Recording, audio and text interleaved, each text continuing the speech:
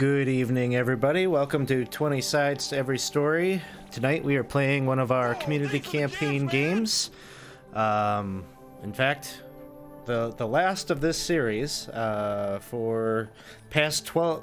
Well, this is our 12th session of Expedition to the Barrier Peaks. We've been playing Original Adventures Reincarnated number 3 from Goodman Games, the 5th edition conversion of the classic Origins module that Gary Gygax wrote many years ago. Thank you for the cheer. Been having a lot of fun with this, but it all comes down to tonight. Tonight's the big finale, the wrap-up of this one. This is a kind of thank you game to the people that support the channel on Patreon, and so even though this is the last of our Expedition to the Barrier Peaks games, we still have another track where we're working through OAR number 4, The Lost City, and that one's a little bit lower level. So if you're watching us here tonight and you think it might be fun to jump in and play in a game with us, there's a couple of ways that you can do that. The most consistent way you can do that is by supporting our Patreon. Anytime, I usually run about 4 or so of these games a month, typically on Fridays, although I'm trying to throw a few of them out there on Mondays to allow some people that are committed on Friday nights to be able to play. But yeah, mostly Fridays and Mondays. So if those are days that you're open and you want to play, join the Patreon. Always give the Patreon folks the first chance to sign up for games. And when we don't have games fill up, we've got spots available for our Twitch subscribers. So if you've got a Twitch Prime subscription available, you got Amazon Prime, you get to subscribe to one channel for free each month. So be happy if you use it on us. And by being a subscriber to the channel, you also get access to some of these extra store items from our EXP store when you can redeem things to influence the game.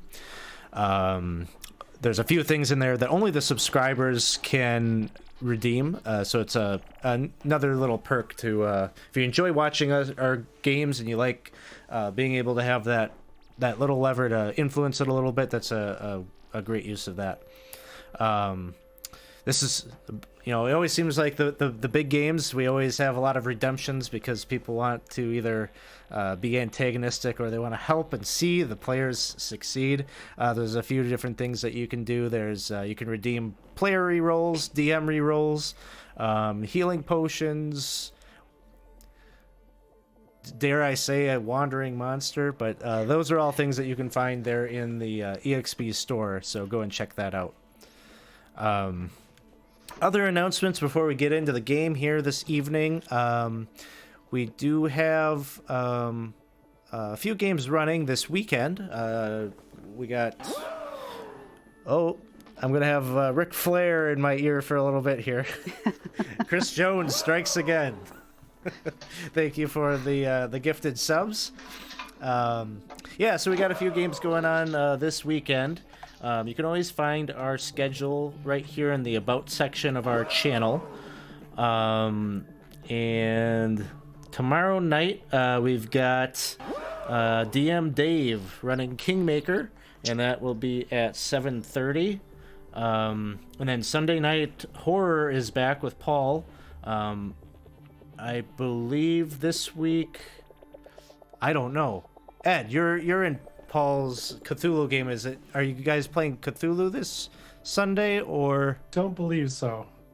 Okay, so it must be Sound game. Eldritch Sounds. Yeah. It rotates, so I'm always a little off. So Eldritch Sounds on Friday night, or Sunday night at 6:30. So come back around and check those things out. All right, so where we begin here tonight. It likely feels a distant memory, the whole reason why you ended up here in the first place. A long time ago, you were heroes looking for jobs and such at the Keep on the Borderlands, and the captain of the guard, Karsten Wolf, sought you out and commissioned you all to clear out the strange metal fortress that was on the edge of the realm. There were a lot of worries at that time that some nuisance or minuscule threat like the incorrigible King Momo or the self-entitled fanatic Warren Monsell might take up residence there. But in the Grand Duchy was very eager to secure this location for themselves, and so they had promised the likes of you gold and potential magical artifacts. All these rewards were penned to contracts that you all possess. If you could clear the fortress out of monstrosities that were harrying merchants on the road. There are countless oddities that you encountered here in the fortress. There was the house-sized frog Hemoth, which was defeated early on in your exploration. You met a number of strange metal artifacts, constructs such as the police robots and the worker robots, and of course the hospitable android Lucy, who now has been accompanying the group. And we shouldn't overlook the friendship that was established with the mold people, who were swooned to be friendly with the group after some music and performance by Scenario. The list goes on to include other strange characters that you encountered, including Barry, the questionably competent dwarven cook, and the doppelganger who proved useful until he fell victim to an intellect devourer. Your investigations of this fortress eventually revealed that this fortress is actually, in truth, a spacefaring vessel of some sort that crossed far, far across the sea of stars in the sky and landed at some point on your world. Lucy refers to it as the Ark. And being a ship, you found at one point logs that revealed something about what happened to the crew at one point. It was documented that many of the crew and passengers on the ship reported symptoms that included splitting headaches, nausea, hallucinations, and eventually death. The crew believed that it was some kind of a disease or a virus that had made its way onto the ship when, as you now know, in actuality, the crew was likely the victims of the Illithid, who had caught a ride on this spacefaring boat, and that those that died were actually going through the transformation process of Ceramorphosis, a process that you're all going through currently. You each have one of those Illithid tadpoles worming around in your brain. It's been some time since that has happened, and the pain, the discomfort, it grows stronger with each passing minute. It seems that you probably have very little time before it latches onto the stem of your brain and begins the process in full, to the point where it may not be able to be dealt with. The Illithid have attempted in your time here to subdue you or delay you in hopes that the transformation would run its course and that you would no longer be a problem for them. But we're at the point now, you are all awake and free from the psionic link of the Elder Brain, and you are now traveling with Lucy through the hallways of the ship. She believes that she has a solution, a possible solution that may deal with the Ceramorphosis and allow you a chance to regroup here so that you might be able to take control of the ship away from the Elder Brain. So that is the context. That is the starting point here where we begin. We're going to do character introductions before we get any further into the story. Characters or players give us kind of the rundown of your character. This maybe, who knows? This may be your last chance to tell the story of your character. So give us as much detail. Tell us about who your character is. And the question that I have for you is, you've been away from home for some time. Who is someone that is back home wondering whatever happened to you? And what would happen to them if you were never to return home? And I think we'll start this line of questioning out with Rurik to lead us off here tonight. Yeah, I had been thinking about that.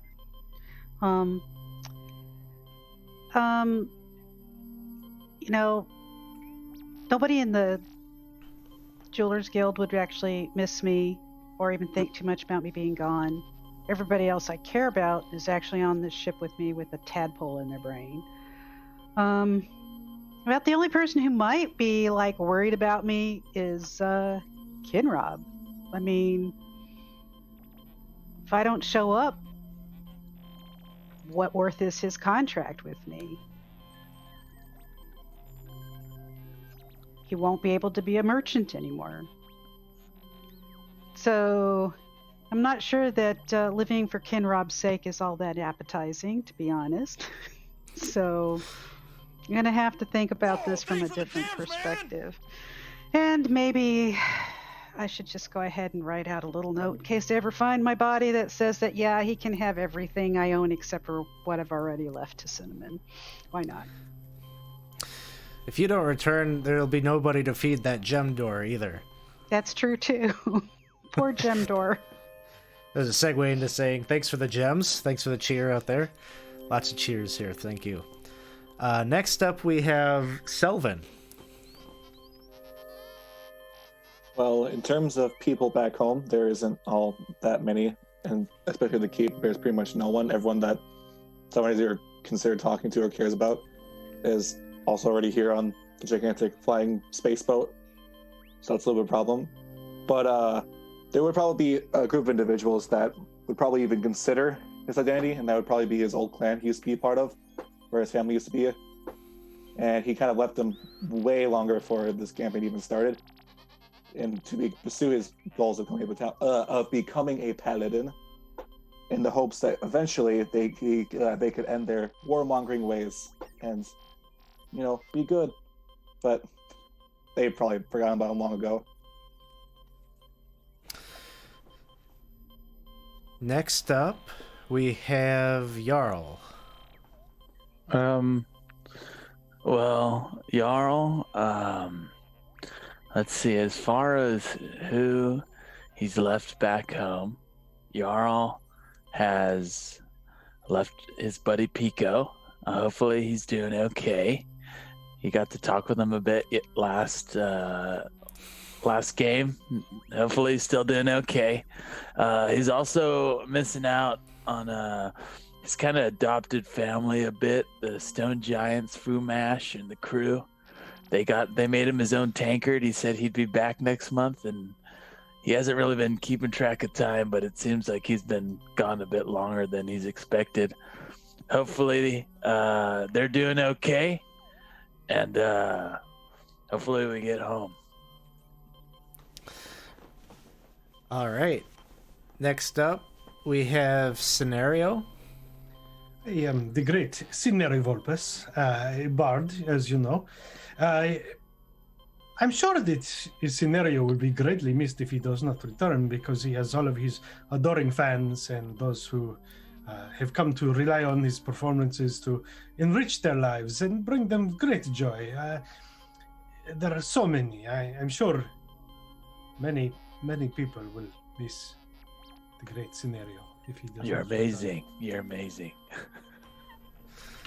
Maybe some of them will remember me. Well, you've definitely left an impression on the mold people. Who knows? If nothing else, you've always got them. Next up we have, well, speaking of mold, next up we've got Krusty. Well, Krusty is a 7th level druid and he's the Circle of the Spores druid, and he spent a good deal of his time in the woods, so he didn't run across a lot of people, but there were a couple of people that may miss him if he's gone. One of those is Helga, a Duergar female that he ran across in the caves. She was kind of had a broken leg when he ran across her, and he kind of healed her and mended her leg for her, and she helped him find this lichen and taught him how to fermented into this liquor that the Duergar drink. It's a hot, spicy drink, and they got drunk together, and he doesn't remember it, but she talked about it for days after that, and how she had such a good time. So, but he couldn't say much about it because he didn't remember. But and there was another person that he used to he ran across this circle of mushrooms around this big tree, and he would fall asleep under there, and finally one day the dryad came out of the tree, and he called her Mabel because he couldn't pronounce her real name, but they had lots of good discussions, and he tended the mushrooms around in the circle, so they might miss him, and he's worried about that the mushrooms might be not getting enough moisture, so he'd like to get back there and take care of them. Krusty's way more of a social butterfly than I would have thought. He gets around. Next up, we have Mr. Butterbrickle. Hi, I'm Mr. Butterbrickle. I'm a rogue. And I think that they might miss me as the butler in my home, in the mansion. I know young master Jamie, I hope that he misses our time together as much as I miss our time together, but he also lost his father in the shipwreck at the Isle of Dread, so he has bigger problems. And when I see myself in the reflection of all this metal, I don't see the same soft-bodied butler that I once was. And I think that my future is in adventuring, and I will not be serving cocktails any longer. So I don't think anyone misses me. I'm pretty sure someone else is just pouring drinks. Well, as an adventurer, you will not be replaceable for sure. Yeah, so that's our cast here. That's the characters that are going into these final moments on the arc. Time is ticking, and Lucy is rushing you down the darkened hallways of the lowest level, at least the lowest level that you've been to of the arc. There are panels in the ceiling that flicker with occasional light before going dim again, an indicator of some sort of malfunction, and it creates quite an eerie atmosphere. So those of you in the previous session probably weren't enjoying your time out in the hallways. There were some indications of something lurking around back there. That has not stopped. Now that you're back out in the hallways, you again hear the distant scratching of what sounds like nails on metal. Just makes your skin crawl hearing it. And there's just this occasional incomprehensible whisper. It feels like it's like just right behind the back of your ear. Every time you turn around, it's nothing there. But it seems that Lucy maybe feels your anxiety or senses something about that, because she whispers, "Remain calm. Don't let it sense your fear." And then she smiles, as if that was somehow helpful to you to calm your nerves. And suddenly you just hear this kind of like very low, almost like elevator music, seemingly like coming out of... She's not saying anything, she's not singing, but there must be like some kind of magical device or something on her that's creating this this ambiance. But she leads you to a very familiar room to some of you, and your anxiety, if it was calmed at all by her music or her words, probably your anxiety shoots right back up, because you're looking into this room that looks like some kind of a triage room or strange futuristic medical facility maybe, or maybe it just looks like there's a bunch of things in there with stabby swords that want to kill you, which is what I think the parties thought when they first came upon this room. There's maybe about 12 or so of these almost pearlescent white, very glossy tables, and then above each of them this device that has one of those magical scrying screens that you've seen elsewhere, and skeletal articulated metal arms with these looks like pointy daggers on the end of them. And Lucy says, in here, quickly. Let's close the door behind you. Are you sure that And as in here is good? she says, well, The torture room? no. Well, I don't think so. I guess it could be used that way, but I think it could also be used for good. I know you have some reservations about this room, and given our experiences with some of the other constructs on board the ship, maybe that is a rational worry.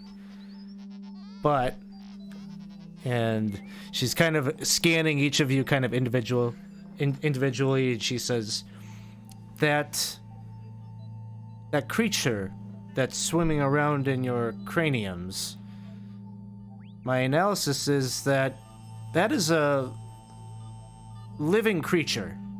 It is a biological organism, and perhaps it could be susceptible to toxins. Yes, but are you losing sight of the fact that it is inside of our bodies? So if the toxins go to it, it probably goes to us too? Well, that is true. However, Are you saying that there's I'm certain hoping- toxins that will affect it more than us? no, that is not what I am saying. Oh, I was hoping you were saying that.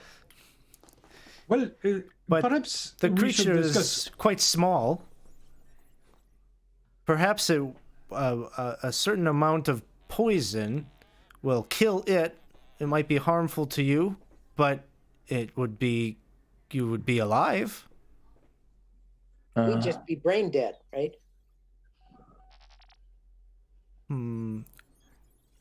Well, I don't have the sufficient information to make that calculation. do we know how long we have to survive with it in our heads?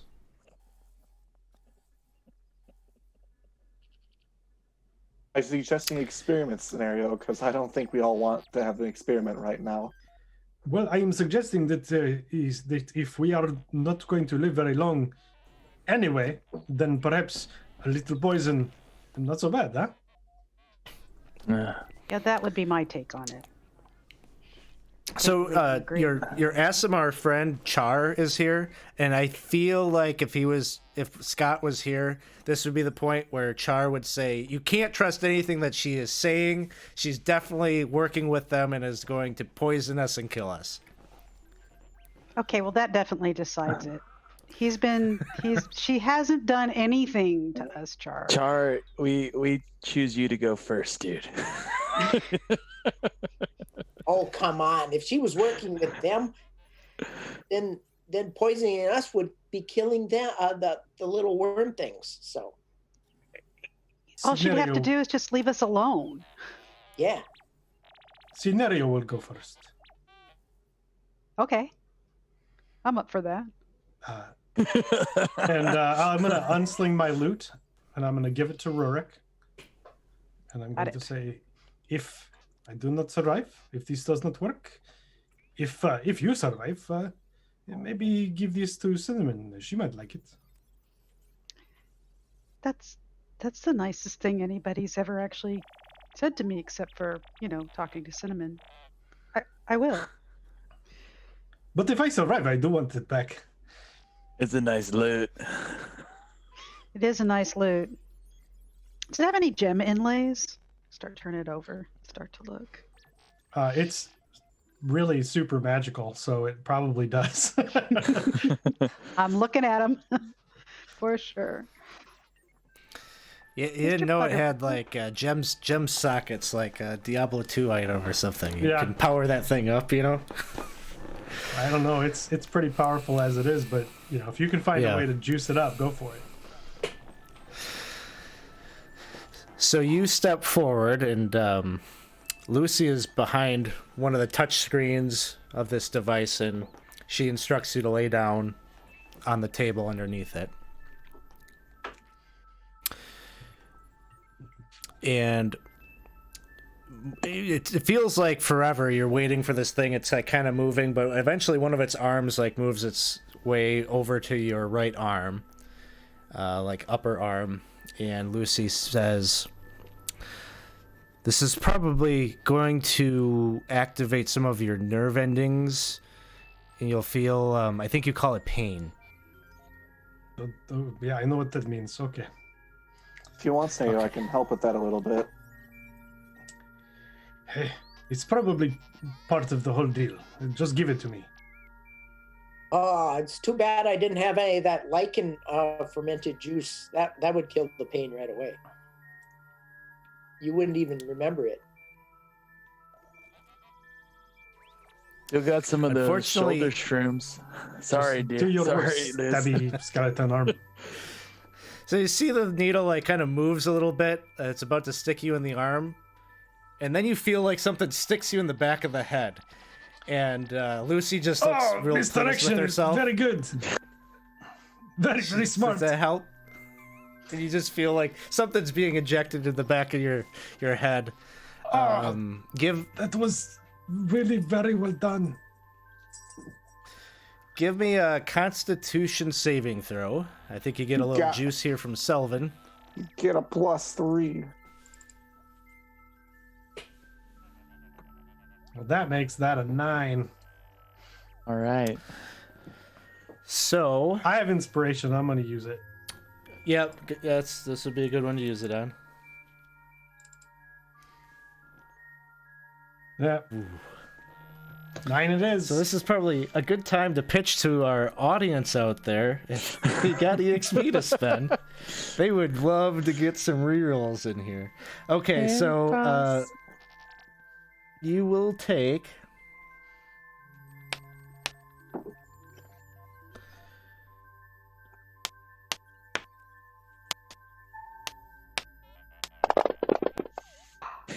$36 points of poison damage. And you have the poisoned condition. You feel... actually, I don't take anything. I'm immune to poison.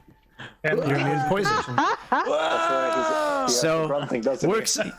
So you feel... Yeah, is that what it's from? From Isle of from the Dread? ground. Yep. So you feel just the sting... The sting of the needle doesn't do any damage to you, but as the serum or whatever this chemical is that's being injected into you... maybe you don't really understand what is happening exactly, but that blessing or that Lucy, you can start gift anytime. from... Go ahead, do your worst. And so she says, and she's doing like a little scan. She's got like there's like an image up there of like your head, and she says it looks like it has expired. This worked. Oh, well, So he's got a There dead we thing go. inside of That his was- head? that was pretty easy. I'll probably poop it out at some point. Yeah, that's From that's your all. head? Don't I'm go through next. this system. It wasn't They're that all bad. connected. I don't Wasn't think that bad, that's dude? how- Easy. What? I put food in my head. It comes out of the braces. Okay. It didn't hurt, dude. Everything. all There was a good? little stab with the thing that went in my head. I mean, you can't get stabbed in the head and not hurt at all. Okay, yeah, that's true. All right, I'm next. Go ahead. Okay. Constitution saving throw. As the same Yeah, thing the- happens to The you. misdirection is not going to work. They all saw that trick. Yeah, you only get one of those. Oops, wrong one. I did the ability instead of the. Oh, good. Phew. All right. 16. So same thing basically happens to you. You know, you feel the discomfort of getting this injection and whatnot, and you get the confirmation from Lucy that the chemical has done its job and no harm. She maybe was able to kind of focus it in on right where it needed to go. So no problem for you. I hop off. Ugh, not too bad. All right. I was very worried about this whole thing. It wasn't bad. Yeah, I'm worried. Doesn't hurt, sick guys. about it. It's fine. That makes don't me think even that more looks bad, worried. As you just see like drips of blood coming from the back of your all's head. No problem. It's great. Here's your loot back scenario. Thank you. I Okay, appreciate Lucy. it. Selvin, you're going to give me that whatever it is that you're doing. If it hurts bad, just say yelp. Okay, I'll say yelp if it hurts bad. Okay. So Constitution saving throw. And you have advantage for being a dwarf. And you have a +3 because the thing I can't remember the name of. You're right, I do have advantage for being a dwarf. Thank you for reminding me. All right, no problem for Rurik. Thank you, Selvin. I didn't feel a thing. I didn't do anything though. Oh, I It still was didn't more feel a a thing. misdirection. Well done. I'll go next. You sure there's no way to get it All out right. without hurting it? Aw. Lucy says, "There's a way to get it out without hurting it." Oh. I suppose that would mean that I would be hurt then, huh? She's at the console and she's typing in some things. This big buzzsaw like comes falling out. Wait. Oh, I think this is not a good plan. I don't want that unhurt that bad, so I guess okay. it's gonna have to go. all right. Constitution saving throw. Nice. Cresty, Oh, bravo. no problem. Bravo. After you, Mr. Butterbrickle. Ooh, and Corey is here. Kogo just redeemed by everyone a reroll. So Thank we've you, got Kogo. 6 Kogo. rerolls in Thank here you. for you. Oh. Afternoon, Kogo. So I'm just gonna look back at Scott because I've been kind of following his lead for the last couple campaigns. I'd be like, I don't trust it, but I can't have this thing inside me. And so I'm gonna get poked by a needle, I guess. If it hurts too bad, just say yelp. Okay. We're here. Look, dude, it'll be fine. You'll be good.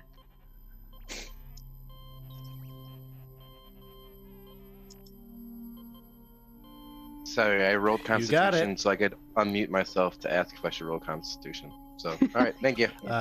Nope, you did it. No problem. And Selvin, I think, is the last one up. No, I think it's Char's turn now. Char, come on, buddy. You can go, right? Char is got his arms crossed. He's like, "No, you first." No, please, I insist. Char after you. I'm not even sure if I'm gonna get it. Char, you're gonna die if you don't. Char, don't let this thing grow inside you. Come on, Char. Yeah, You want- Char. Tentacles are weird. You don't want them on your face. Oh, listen, I understand. Yeah. If he's scared and he can't handle it, it's okay. We It's can okay. knock you out if that Tentacles don't- are weird, right, Char? Like, they hurt. I learned. Char. Tidal waves hurt I don't too know a what you're bit. getting at. You'll be It's okay, thankful for Char. my tidal waves. Oh, It's okay, Char. If you're all too right. scared to do it, that's fine. You don't need to. I'm not scared. Well, and he okay, goes, if you say so. I'll show you. I'll show you. He gets the injection. He says, I don't know. I'm not convinced it isn't all just a hoax. You're probably right. It's fair.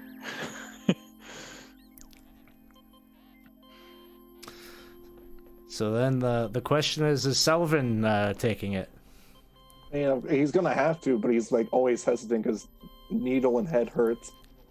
It's okay, dude. It does They'll not have, take Is off. it really though? Well, it doesn't It's have fine. near as much as when he dealt a thing in your head. Yeah. In your hesitation, you hear something on the other side of the door that you have since closed, the metal door that led into this room. You just hear like kind of a hushed murmur, like there's a bunch of voices out there. Do all of us hear that?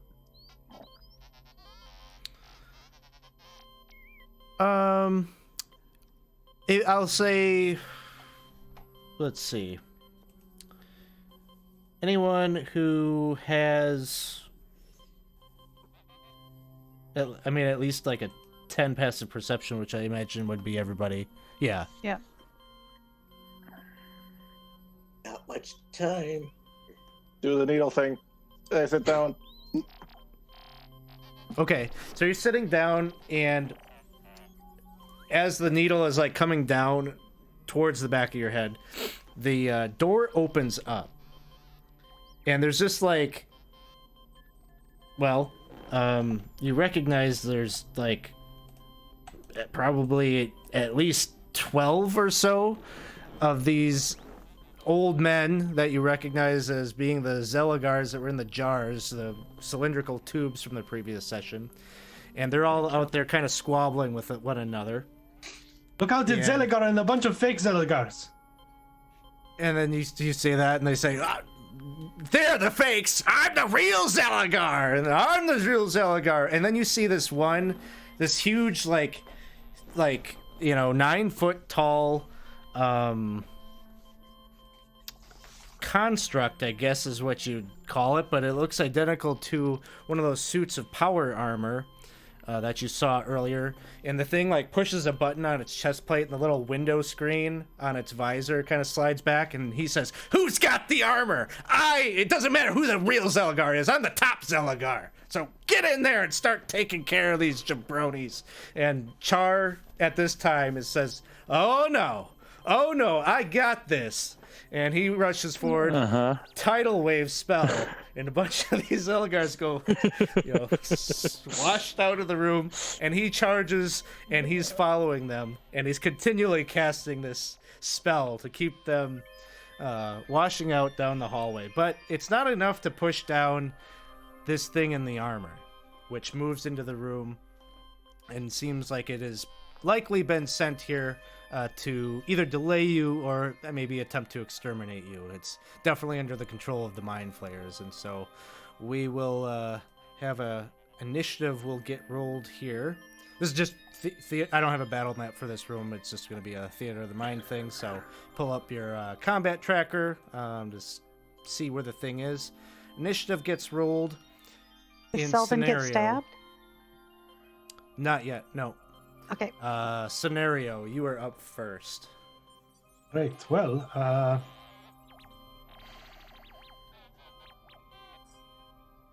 I'm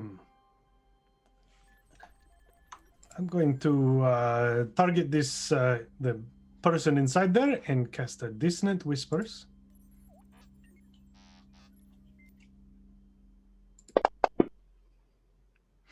right, he fails. So he will have to take 10 points of psychic damage and take his reaction to run away. All right. The suit of armor goes charging down the hall 30 feet.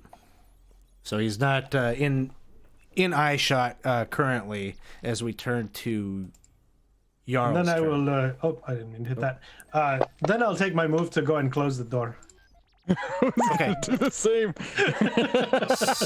Sounds good. Jarl. I could have moved it, closed the door, and he did it already. Well, So that's sorted. yeah. I locked the door if there's a lock. Just the regular card key reader. Okay. So it's not really a physical lock. And thank you for all the DM rerolls. No. Oh no. That's not good. Yes. Jarl will ready an action to attack if he sees him come back through, but he is going to move closer to the door and just wait there and call back to Sylvan. Says, how long did the procedure take?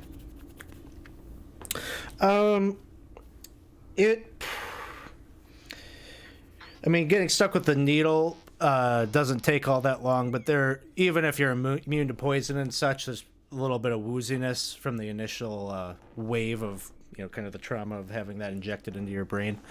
So maybe, 30 seconds or so. Okay. All right. Well, I guess he'll ready an action. Say, maybe we got to deal with this first, dudes. And that'll be it. Next up is Mr. Butterbrickle.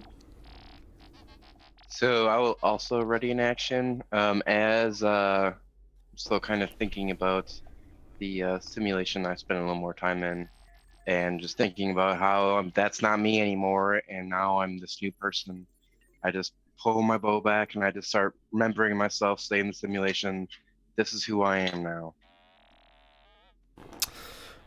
You're going to have a chance to unleash on that because moments later the door opens again. So Jarl and Mr. Butterbrickle, you both can take your readied actions. Sounds great. I'm going to stab with my polymorph blade. Sorry, I didn't That'll wait for hit. you. And a miss. Butterbrickle, you get sneak attack because Jarl is within 5 feet. Sorry, I just need to roll my extra dice then, don't I? Yeah, that's fine. I can manually add it in. Is it D6? I would think it's at least 46 at this point. Yeah.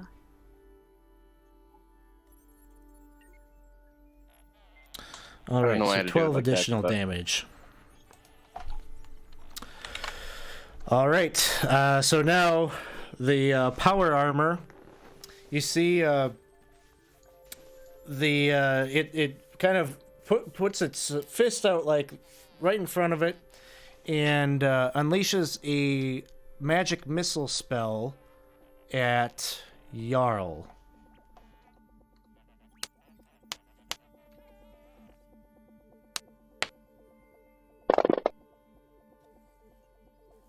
Jarl, you'll take 17 points of damage. Oh!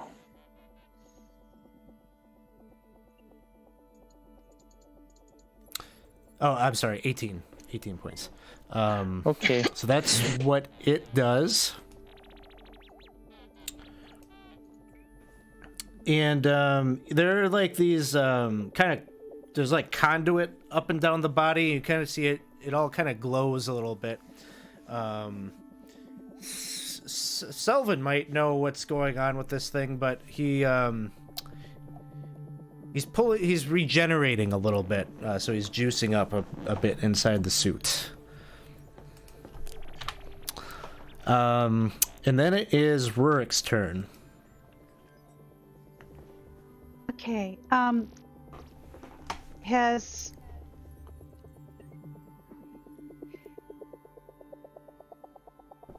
he still got the faceplate open? That's my only question. No, he's closed it. Dang it. And then I lied. I have another question. I have a spherical device. As I recall, those spherical devices were important. So I'm going to toss the spherical device at his feet and tell everybody else to duck as I run behind a table. Sure. So, couple of things. First thing I need as you do that is a technology check. I don't know that we've done a whole lot of these, but please give me just like a straight intelligence check. A straight intelligence check. Okay.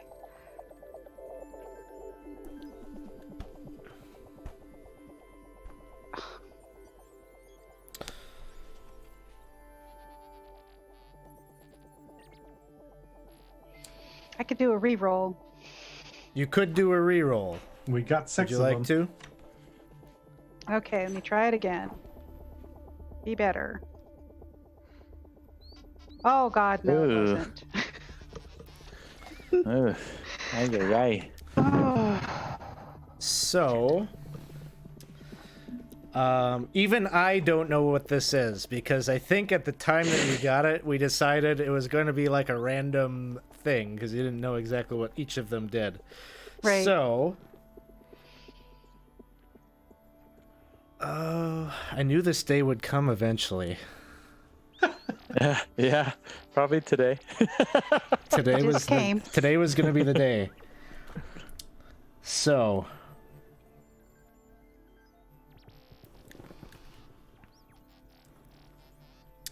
yeah, okay.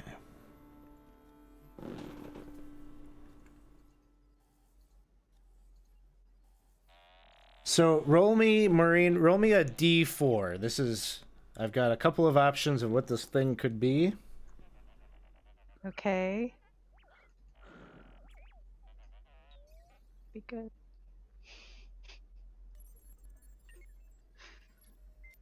Okay. Now roll me.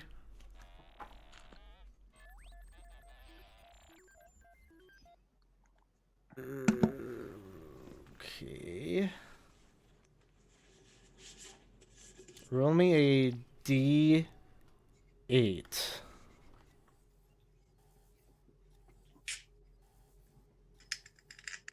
All right. So you go to roll or throw that grenade canister, and as you do so, like you're trying to hit it, you're trying to make it land at its feet. You accidentally hit its body, like you maybe just threw it a little too hard, and it ricochets off of that, bounces back into the room. I'm gonna say let's have a Constitution saving throw from Jarl and Butterbrickle. Are they within guys. 10 feet of me? I'm gonna say no in this situation. You're on the table. You said dexterity, right? No, I know you said constitution. Okay, here we go. Constitution. This thing that blows up. This is a incendiary bomb. So Butterbrickle, you make it. And Jarl, you fail. Goodbye. No. It actually isn't that much damage.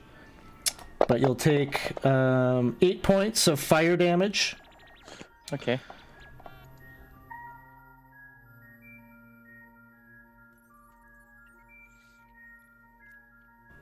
Oh, you do. So as it blows up, it kind of does so in kind of a napalm kind of way where you get some chemical that kind of blows up out of the thing.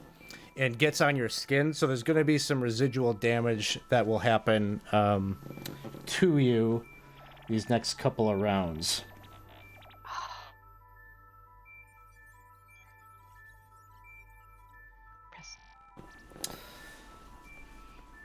But no additional damage for Butterbrickle.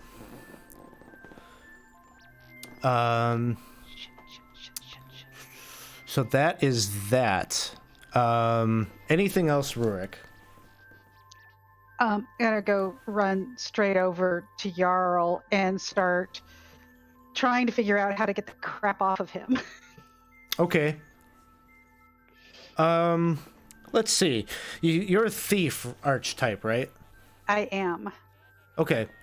I'll let you use like your fast hands ability if you want to do like a medicine check, we can call it, to see if you can maybe take care of that chemical burn quickly enough that it won't do anything more to him. Okay. So I do the dexterity check? Medicine Do that? check. Medicine check, sorry.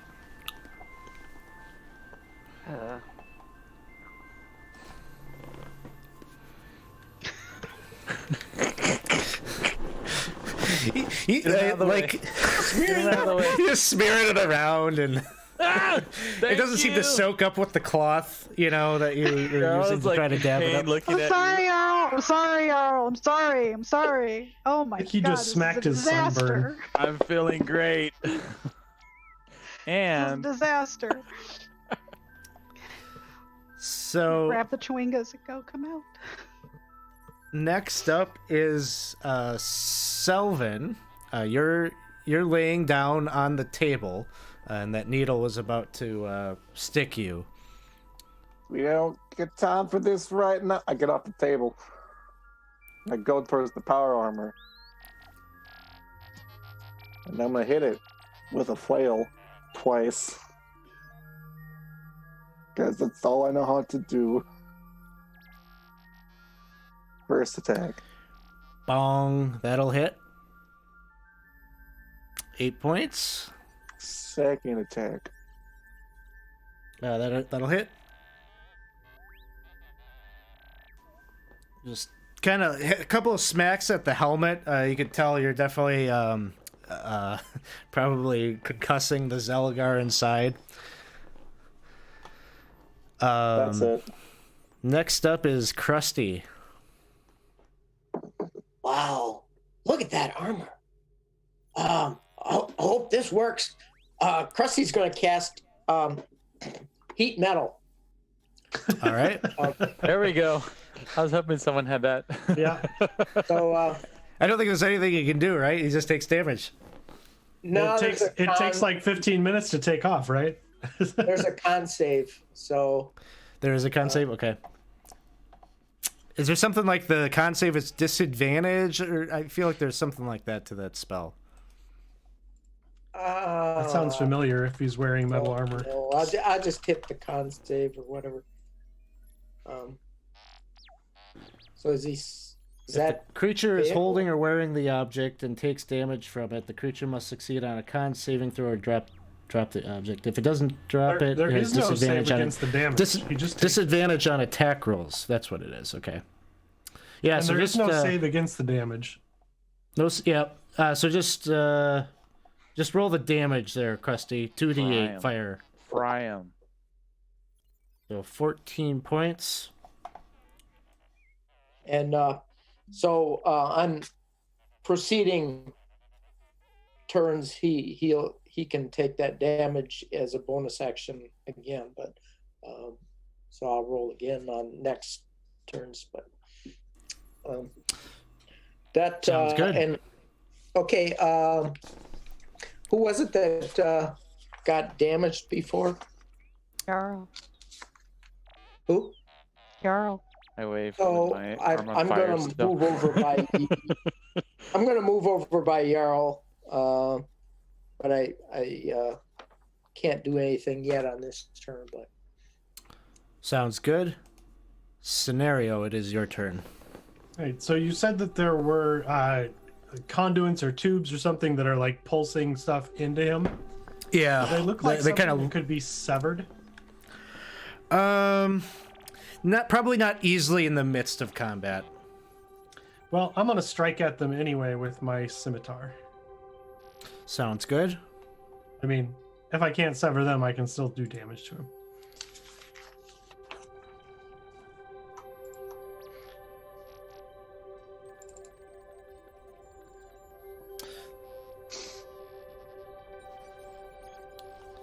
Be 12 points. And with my bonus action, I will give a bardic inspiration to Jarl. And then, Jarl, you're up. I'm up. Do I take some sort of damage, or can I try to put out the fire? Let's see. Does it happen?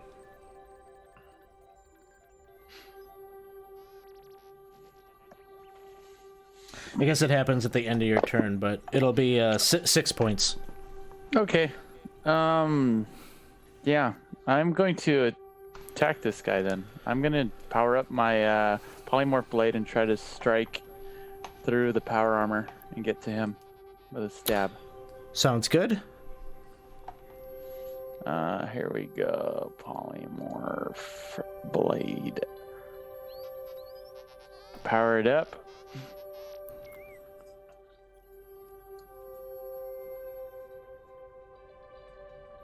Miss. You can throw a d8 on that if you want to. Yeah, let's do that. Why not? Let's do that. D8. That'll hit. Okay. He has to. Let's see. Polymorph blade. There we go. I'm going to cast.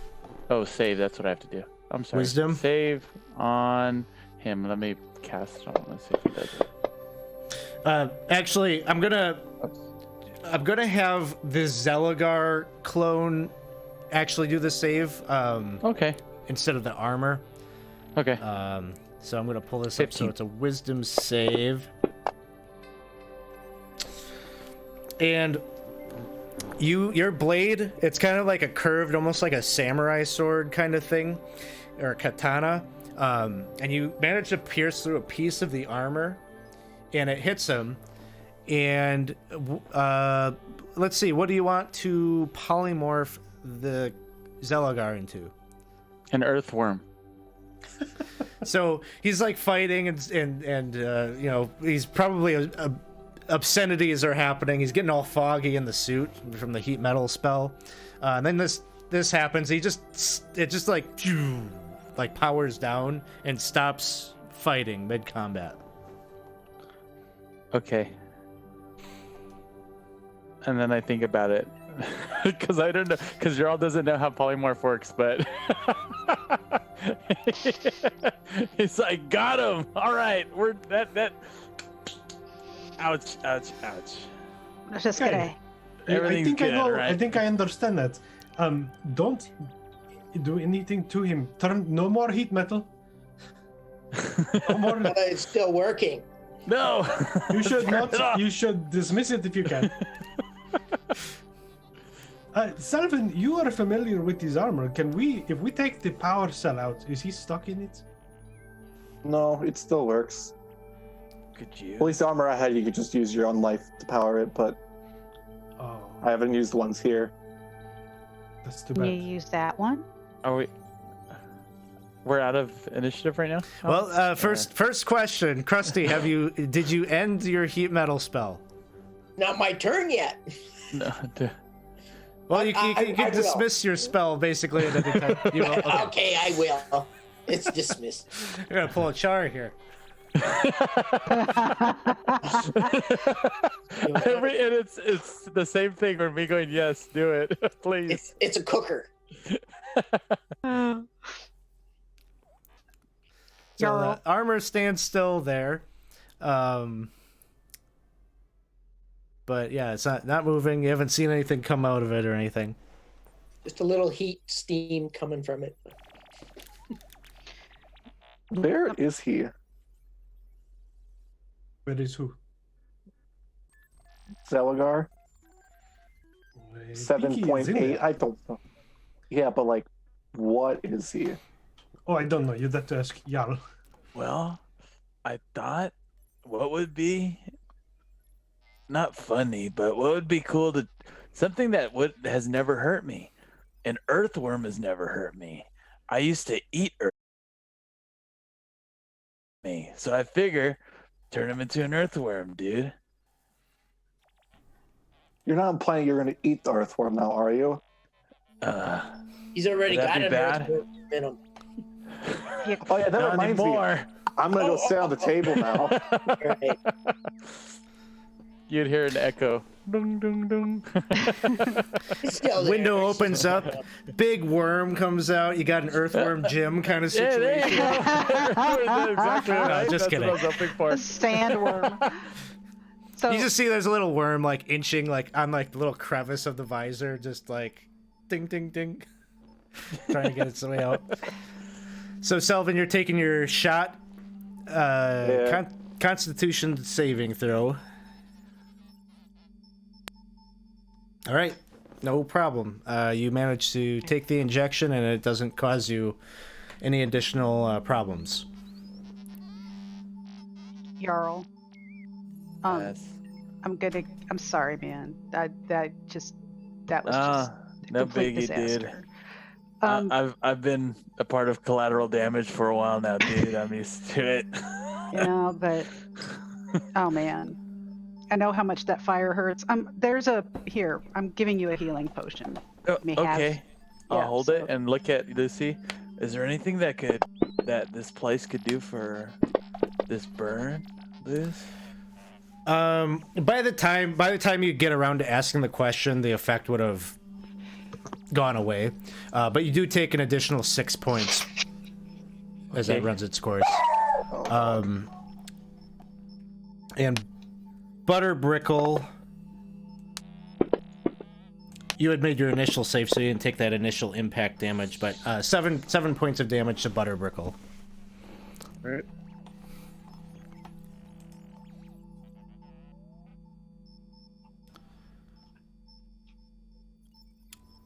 As you're all kind of regrouping, trading healing potions and such, Lucy says, while you were in the midst of that battle, I noticed that there are a lot more different chemicals and vials here. It would seem that this chamber was originally placed here by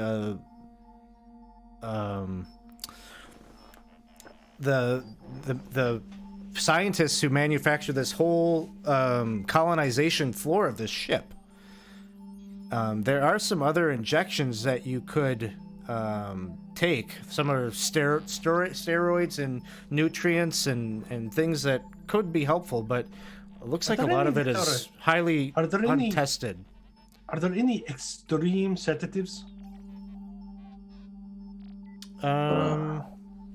She says there's some chemicals here that were kind of meant to put people into kind of a stasis for the Maybe long. we inject that worm with a whole bunch of sedatives.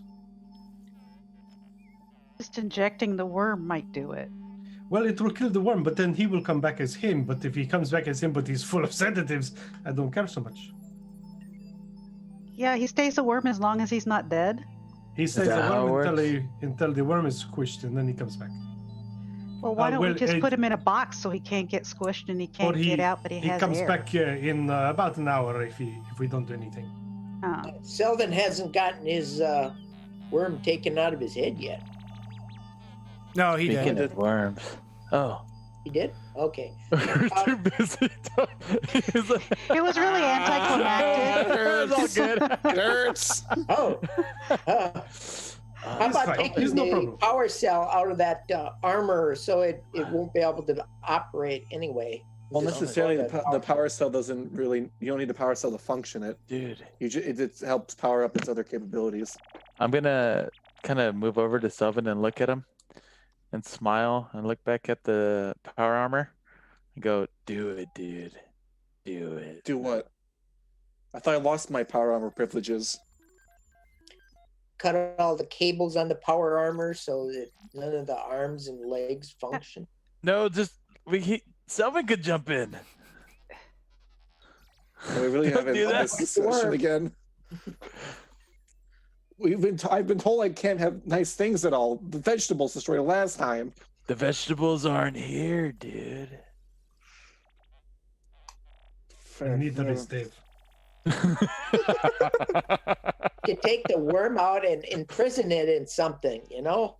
That's why I say we pump it full of sedatives. Yeah. Or leave it alone. As he's like But if trying we to leave take it off alone, his, it will come back in a little while. as he's like Yeah, trying but to take off his when armor, you- why don't you just drop it in the sedative bottle and then because it's a fluid, right? Just throw him in there. What's the worst that could happen? Vampires 2 is will off. drown and not have enough sedatives when it wakes up. That could happen. But Mr. Butterberg will Otherwise, it's like to better. try some Sedatives steroids. might give it a slight amount of pain, which would cause the morph to end. Otherwise, is there a stasis thing nearby? We have the one that those creatures were in upstairs. Is there a stasis chamber we could throw it in? Lucy says, well, we're probably at the point now the Elder Brain definitely knows that we are not linked with it anymore. And it's likely regrouping and calling all of the Illithid that are on board to it. Oh, so this is a subtle way to say quit screwing around with the worm. Well, if you need to go back to that stasis chamber that you mentioned, it's actually right near where you're going to need to go if you're going to confront the Elder Brain. Oh, Oh. well, I'll look in my backpack and see Okay. if I've got anything to put in a worm into. So let me see. I mean, I have Come this on. potion of fire resistance I've been holding on for like I don't even know how long. Just throw it in here when I'm done drinking it. As goblet number 2 is off. Yarl's looking for a way. Yarl's looking at the power armor, looking for a way to open it up. Yeah, Selvin is familiar enough with this. He would be able to kind of tell you how to operate it, but there's kind of a control panel that'll open up like the back and allow you to kind of step into it. And then there's more controls on the inside that allow it to then like kind of close up. So, yeah, easy enough to figure out. Wear it, Jarl. It suits you. No, do it, dude. Not no, me. You do it. I already had my fun with it. You do it. Imagine, it can make you fly, Jarl. I can make you fly. You're not helping the case scenario. Well, I don't know how. I don't know if I can move as fast. I don't know the properties, but I don't know if this make any sense for a monk to. Okay, let's do it. Yarl's gonna jump in the powers. Does this undo your monkishness? I don't know. So, Oh yeah, I forgot you're a monk. well, there's going to be a couple of things you'll have to do here, Jarl, because you are actually not familiar with it in the same way. So, to operate it, you'd first need to do an intelligence check. Can I help him? You could give him advantage, sure. You gotta Okay. push the Yeah. green button, Jarl. That's a intelligence ability check, right? Yeah, just the ability check. Okay. 19? So, Surprisingly. you are with the kind of the assistance, you're able to kind of get a handle on this. I don't think it will impact your monk abilities. Okay. So you're taking control of this. I can drop it into your inventory. Sounds good. But the big one's kind of just the passive things that you just naturally get by wearing it. You'll have a +1 to your armor class. Okay. Your strength score, if it gets set to 18 unless it's higher. It is not there. Yeah, 18. Okay. And you have advantage on strength saving throws. Okay. And then there's a bunch of abilities there that either can be powered by power cells or, as Selvin kind of instructed, you can actually power it using your own life force. So you can read about all those things if you'd like. Okay. Thank you. I'll throw in a power disc for you, Jarl. Thank you.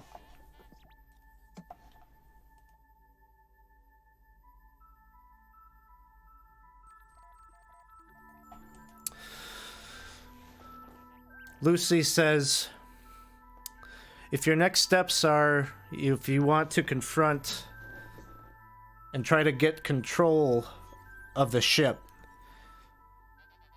the command bridge of the Ark is located. You have to go through those botanical gardens that are located on the 4th level of the ship. Oh, that sounds great. That is not so good. I'm with scenario here. Yes, there's a lot of things there. I wouldn't dawdle if you can help it. Just get from point A to point B. Your destination that you're looking for is in the center of the gardens. There's a lake, and there's what would appear to your eyes as a small service building there, just across a bridge. The entrance to get down to the command center is there. That sounds vaguely familiar, but okay. Well, I guess we go.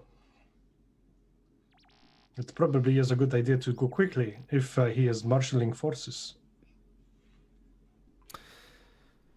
Lucy kind of moves over as you're kind of fitting that armor on, Jarl. She moves over to you and she smiles and she says, "I like this look. This is a good look for you, Jarl." Really? I don't know. It's okay. Yeah, I guess. She says, "Jarl, be careful. I know I simply gave you the same world-class service that I would give any customer here on the Ark, and it maybe felt like you were just receiving that warmth, but the time that we have spent together has provided me with additional data points. I think that you likely now consider me a friend." Definitely. Definitely, Lucy. I feel the same. I would quantify the score of our relationship as 72. Oh. Out of how many? Oh, yeah. Yeah, out of how many? Oh, it could be infinite, but 72, that is a significant score. The 72 out of infinity is not very much at all.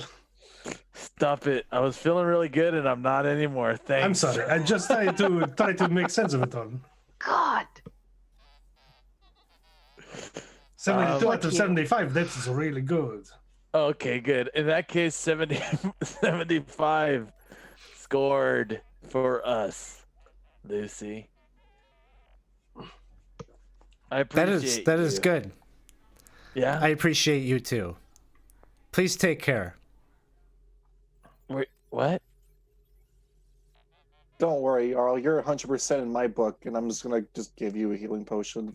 You're gonna need that. Thanks, dude.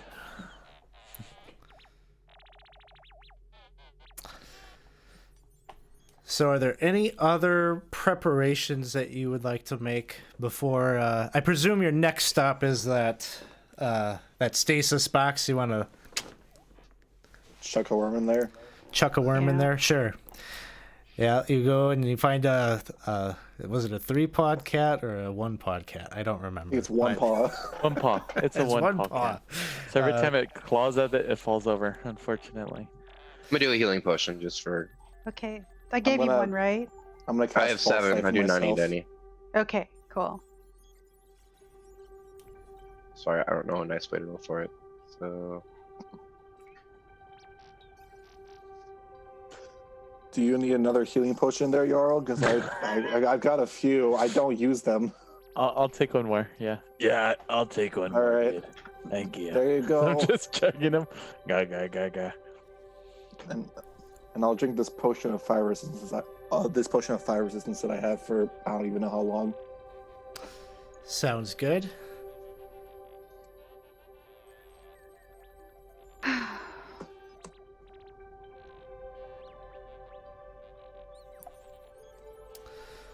So, with those things complete, you make your way to the botanical gardens.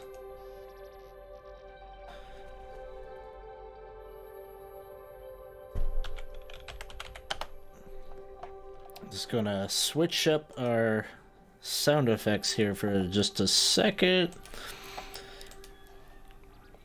Alex, what does it doesn't like mechanically, it doesn't change anything on my sheet, huh? I'll have to, should I just manually add like at least the AC? Yeah. Okay. Yep. Sounds good. Thank you. So, as you make your way to this part of the ship, I'll get the map up for you in a second, but I just want to share this image as you get the description. You're making your way to the botanical gardens, which were kind of this strange environment that you saw at one point on the 4th level of the ship. Just centrally located in the middle, and all around the perimeter, kind of on an overlook over it, was a balcony with a number of different viewing glasses and things like that. So it seemed like it was likely here as almost like a zoo or something like that for the passengers to enjoy as they were traveling and give them some respite in the cold dark of space. But you are now here in the middle of the garden. As you step foot onto the firm ground in front of you, it sort of gives you that familiar feeling of being somewhere back on your own world in this wilderness. Tall grass grows up all around you, rises very high, maybe waist high as you're initially coming out here.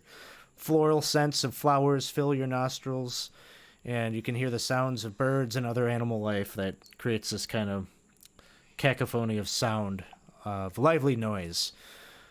Straight ahead, you can see maybe like 250 feet in front of you, past the lush grass and vibrant plant life, is a stone bridge, as Lucy indicated to you, that reaches out to an island in the middle of a very small lake. On the island is a metal structure with 2 doors, which seem accessible via a dimly lit keycard reader.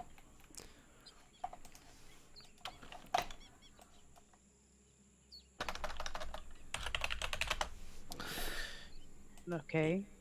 As we're approaching, I'm just going to just do a divine sense, even though nothing will ever ping off it. Just for safety. What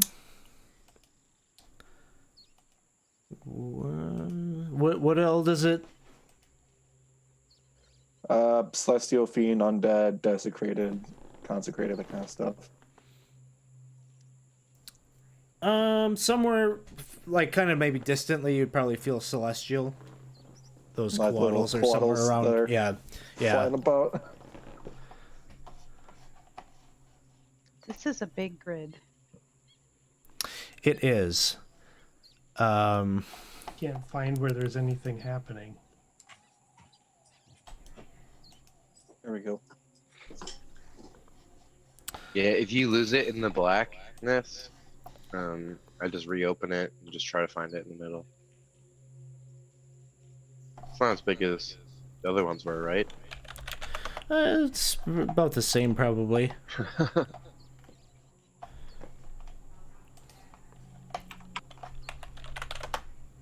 Level 4. Yeah, Barrier Peak's level 4.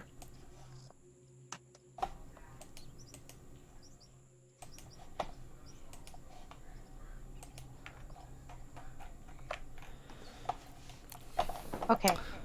Thank you. Got it.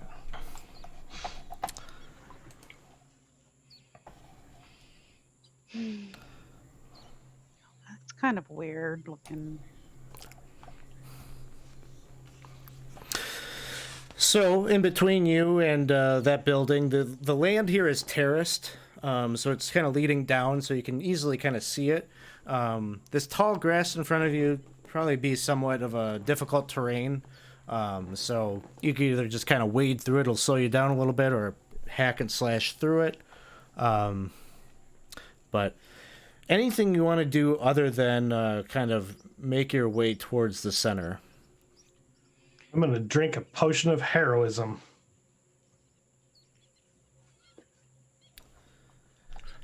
Like, where do you guys get all these great potions?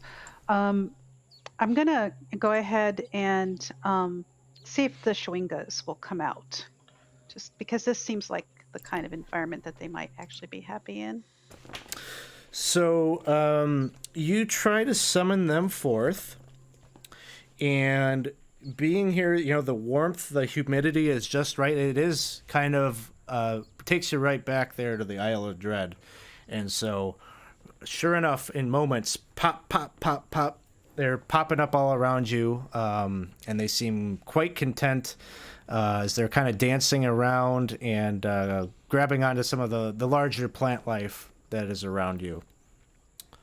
Yeah, I figured you guys would like this. And Rurik, make a quick perception check. Okay.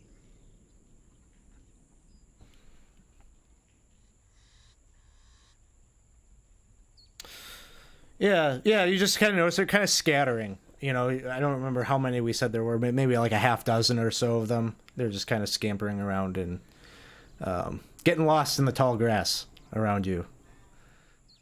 Don't go too far. We don't know what's out there.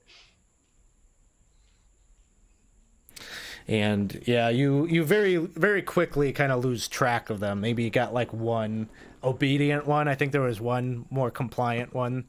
And so he's like hanging out by you pretty close, like a little puppy. But the rest of them are just scattered to the winds. The far winds. Yes. Which is good. They need to be out here in this greenness. But yeah, take a point of inspiration for letting them get some fresh air. Okay.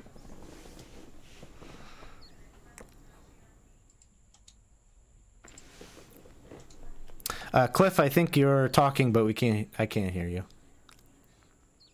Krusty's taken note of all the different plant life in this green area, and that since the rest of the ship is so sterile, he's very happy to see some green plant life for once. So he's making note of it and some things he hasn't seen before. Make a quick perception check.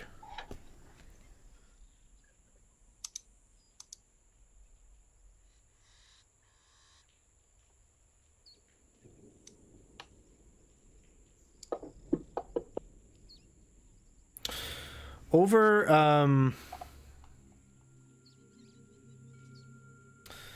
in one corner, out of the corner of your eye, as you're kind of maybe moving a little bit through this grass or trying to see how you could navigate through it, you see like a bunch of different kind of brightly colored orange toadstools that are all kind of growing around what it looks like just like a tree stump. And you notice and watch as a little bunny rabbit hops up onto that stump. And it looks like it kind of stares at you and then like gets real low. Ooh.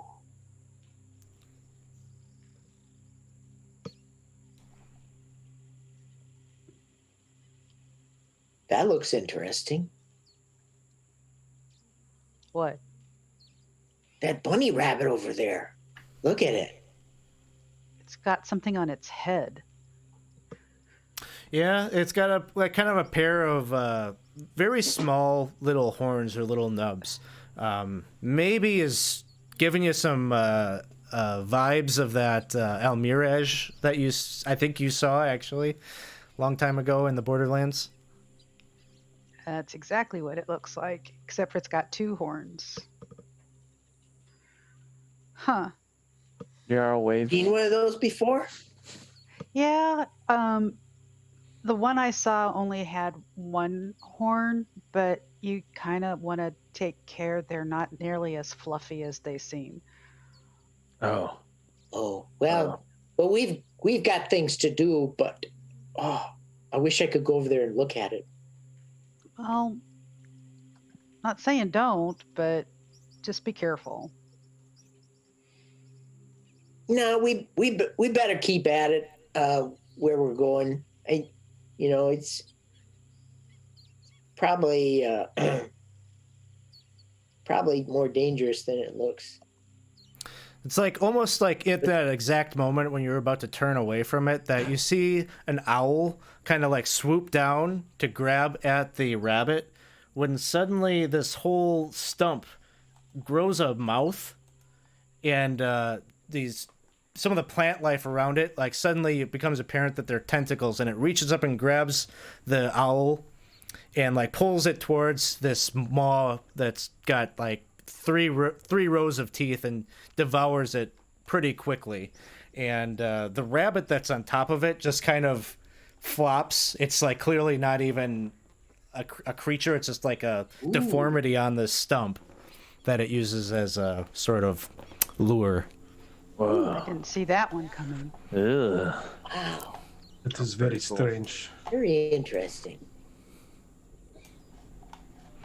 Mr. Butterbrickle, didn't you also see the Almirage? No, I've seen so many weird things here. I think that was I've never before been attacked by Butterbrickle's time. I was thinking that you were with us with that one.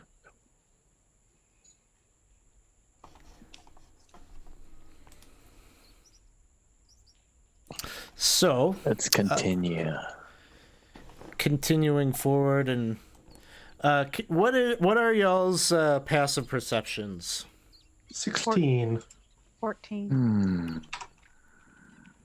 I'm not sure where mine is. It's under perk. 17, I think. 17. Okay. So 17. Krusty, Jarl, and Scenario, as you're approaching the small lake, you notice that in the lake, kind of like right on either side of the front end of the bridge, where you'd step onto it, on either side of that in the water, there's like some rippling there. Large rings too, like Oh. Careful with the. Looks like there's something moving around down there, dudes. Careful. Ooh, something sizable too. Scales of the water then, huh?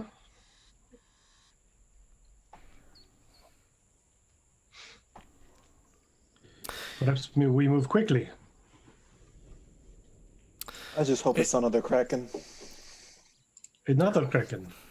What? Yeah. You have No, seen we a don't. kraken before. Mm-hmm. A long time ago. Would it fit in And this? you are they- still alive. Was an interesting event. We found an aboleth before. Mm-hmm. We But did. not a kraken. Let's just say I don't like the water. I get very seasick.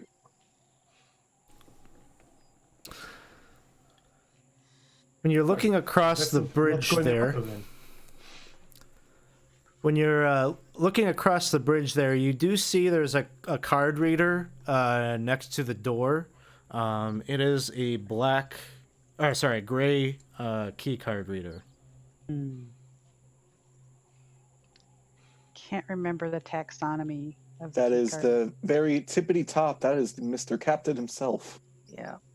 Is that one we have or don't have? I believe we had it to get people out of the room, I believe. Yeah, I know one of the groups got it. I got all of the key cards back when I got all my gear back, right? Yep, you should have it. Right. Okay, well, I guess I gotta go over there and open the door. You guys want to cover me as I cross the bridge? I mean, there's no Yes. reason. Yes, let's move up quickly, huh? Absolutely. So I have my bow drawn. I intend to cover Rurik. Okay. And I'm gonna dash. So No, I, everybody's running across the bridge to get over to the island. Yes, everybody is? Okay. Sure. I think so. Well, this is probably good. As soon as you run across the bridge, those things in the water start emerging, and they maybe are familiar actually to a few of you. I don't remember who took part in that battle that had the Chul, but you see four of these creatures. Two of them are kind of emerging from the opposite end, closest to where the building is, and there were the two that Scenario and Jarl you spotted were on the other side. So they're emerging up. You all run and you get to the other side here, and Rurik, you swipe that card, and it doesn't work. You just get like a red light. Oh, God. Try it again. Now, the reason you hadn't been futzing with these things originally was because it could set off the security. Right. Security robots have all been deactivated by Biggs. Right. So we could force the door. Oh. Yeah. Yeah, we can. Let's do it I have a quickly before crowbar. these things get here. Yep, they're coming up on shore, and within seconds are going to be on you. So I was gonna try to help and try to. Does it work? I try my best. How close together are the two that are near us? They're like here. Maybe this Could I is the get them? Could I get them each in a 30-foot cube? Well, if we're going this route, I'm going to put us in initiative. I was really going to try for the door. Well, I was going to try to just hypnotic pattern them so we have time. Okay, hold on. So I'm going to put us in initiative before it gets into a whole messy thing.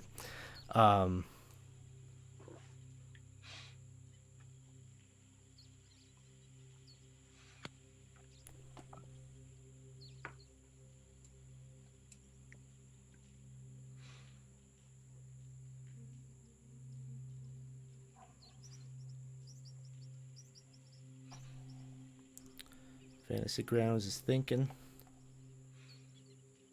There we go.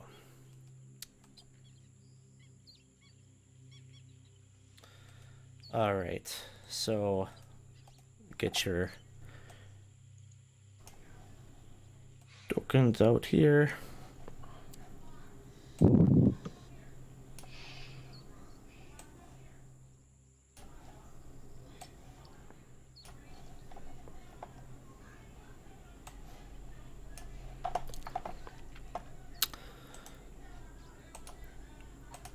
All right. Perfect. Scenario, you are up first. All right. Then I am going to draw out my loot, and it looks like I can get all of them in a 30-foot cube. So I'm going to use Hypnotic Pattern. They all have disadvantage on this save. I'm not sure how to do that, but I'm going to try clicking the disadvantage button and see. I don't think it did it. But they all failed anyway. Okay, good. So they are all incapacitated for a minute. All right. Oh, So, next up is Selvin. Don't hit them, Butterbrickle. I'm this high in initiative. This never happens. I'm gonna go to the door and start lifting with the legs, not with the back. Okay. important. Give me a strength athletics check. Boop-a-doo.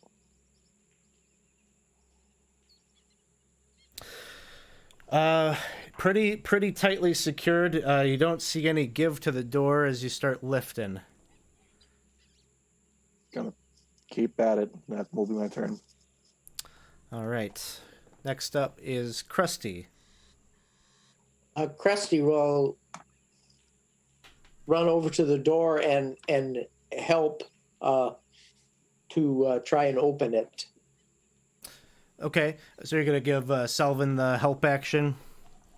Yeah. Okay, sounds good. So you get down and are trying to help out with that as well. Next up is Rurik. I'm going to go over to the key card and using thieves tools, I'm going to go ahead and pop it open and try and pick it apart. Sounds good. I think for you, you'd been just using your stealth. You could just click your stealth for the check. It's the same Okay. number.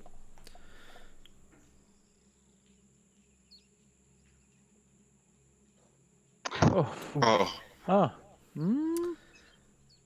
We've Not got quite rerolls. enough. You do have a reroll you could use. Okay, I'm going to go ahead and use a reroll. All right. Much better. yeah. There you go. So you managed to, you have done this before. You just weren't sure how to bypass the security piece of it. So you managed to force the door. Door comes sliding up as you're futzing with the controls in that way, and gives you causeway into the building. And on That's the other side, there is one of those red kind of buttons that you've seen elsewhere that doesn't require the card to close from the other side. So with the Chul incapacitated as they are, you all can easily get inside the building and close the door behind you. This is good. We do that, or at least I do that. I'm doing that. Yes, that's. Oh, we all have on. our All in token. board. Cool. Cool. And then I am going to activate my Pearl of Power to get the spell slot back.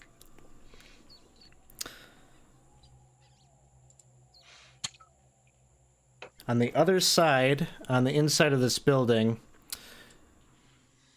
really nothing. Just a totally enclosed metal building. The walls, and there's a stairway that spirals downward. Yeah, I'm going to go first, and I'm going to stealth to do it.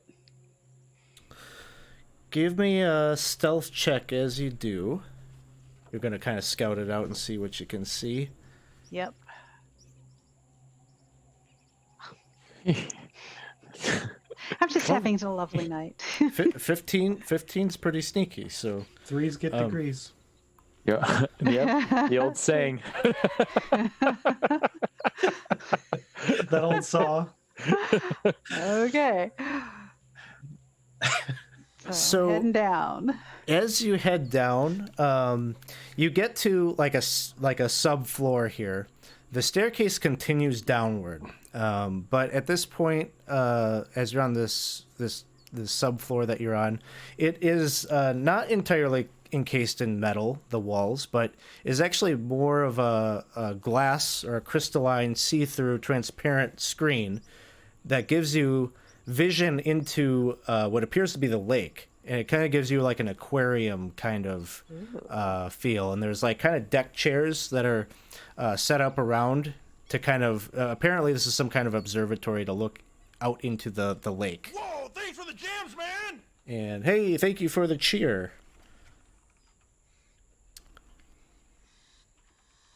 And give me a perception check as you get to this this area.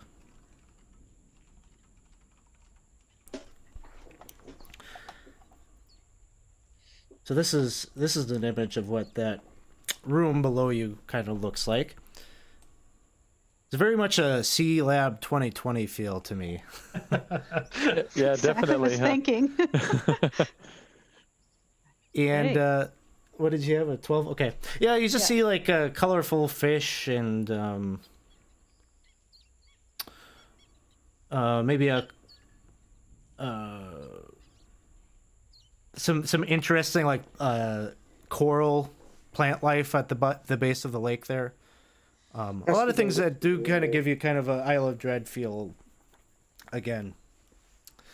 Presses his face up against the window and was looking around outside. Give me a Krusty is gone down, it would seem, and give me a perception check. Safe then, huh? What's that? Perception check, please, as you're viewing.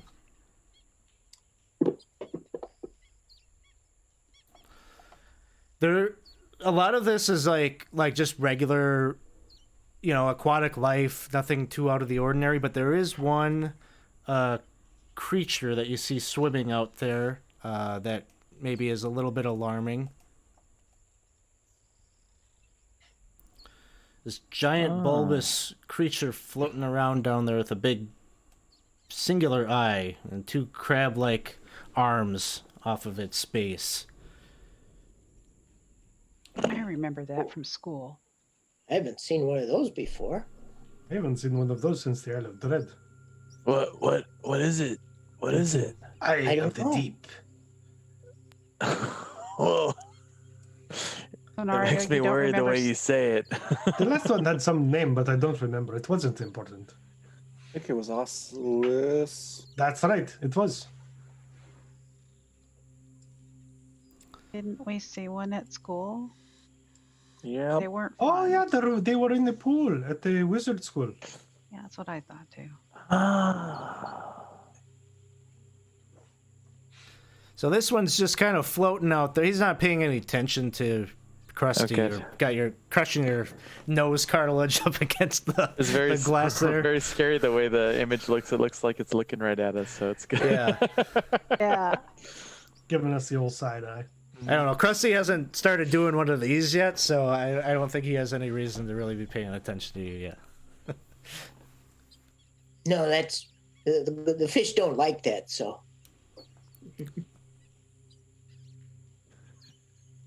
So I'm going to continue to be stealthy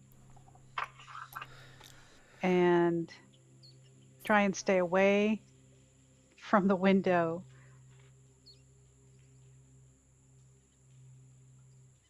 And see if there's any other place that we can go other than just looking at the observatory. See if there's any sort of like door seam or anything in there.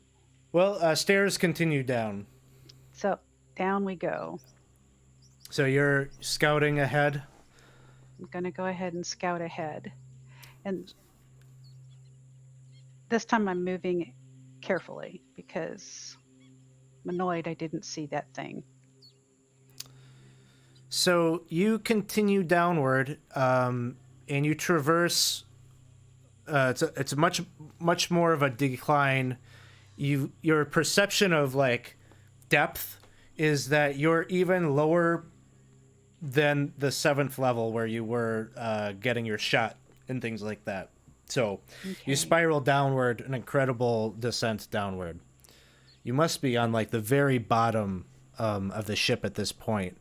And it just leads you to a very small landing, a 10-foot wide hallway that opens up a little bit right in front of a pair of doors, another key card reader that has a gray key card. I'm going to go ahead and try it again just in case with the key card. Use the key card. Again, little red light, little buzzer, kind of gives you the no good sound. Okay. I'm gonna. Has everybody been following me at this point? Mm-hmm. A little ways away, but Okay. I'm right with Vert. Okay. So I have no idea what's on the other side of this door, and it's got a key card, so it could be anything.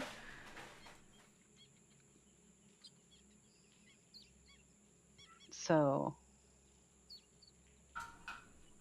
yeah, I'm definitely going to be ready for whatever is on the other side of this store. So, this is we're going to take we will take a 10 15 minute break here. This is the big red door, right? So this will be where we on the map. yeah. Big red door. Okay. So it's the second one. yeah, so we're gonna take a break here, allow the players a chance to kind of do whatever preparation that they want to do, get their marching order ready, and I have a feeling in moments when we come back we'll be hitting initiative probably and seeing where this goes. So thanks everyone who's hanging out with us here tonight. We'll be back shortly.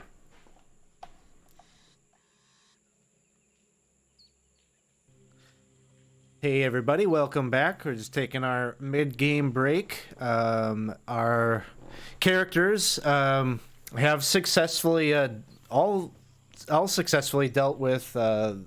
They all had an Illithid tadpole at the start of the session. They've since dealt with that and are closing in on dealing with the entity that put it there in the first place, the elder brain of the Illithid that has been on board this ship and has control of it currently.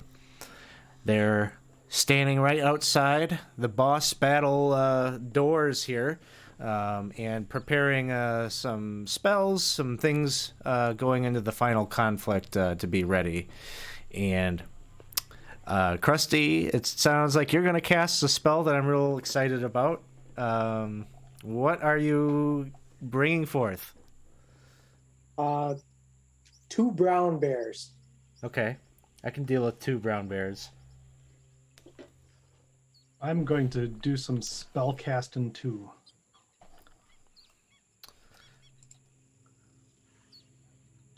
I'm going to use my loot to apply protection from evil and good to myself.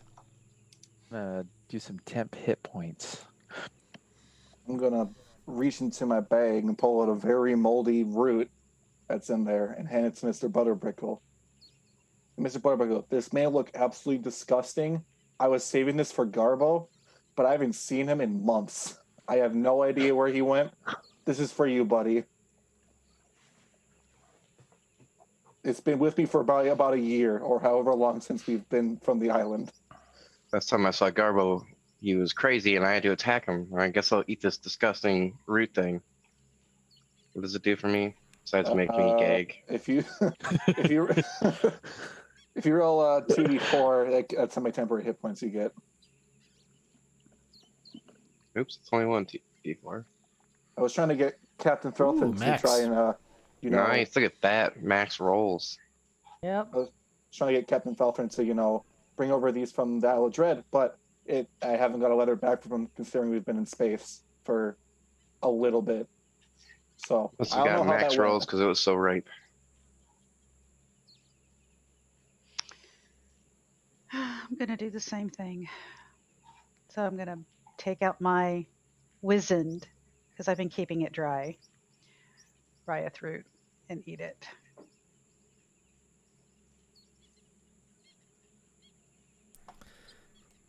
Took out 4 temporary hit points.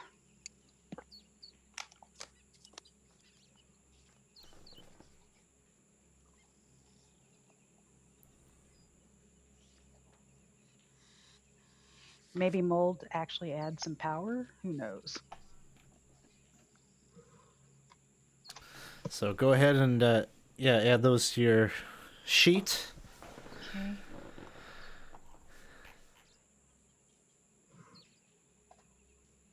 I'm just gonna pull out my prayer book and offer us a silent prayer before we go in.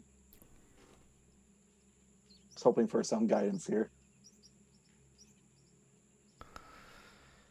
You don't feel any direct intervention from your deity or anything, but Yeah.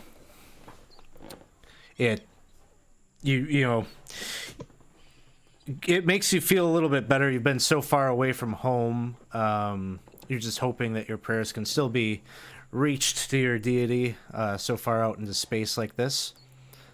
Gives you some resolve. As you finish your prayer, you look around and you realize you're in a very cramped hallway with 2 brown bears. Why is it? Why are the never mind? So ride them into battle. Oh, you ride bears in the. Let's just open the door. Really? Okay. So I'm gonna go ahead and use these tools again. Sure. Go ahead and give us that roll. Let's see. Stealth.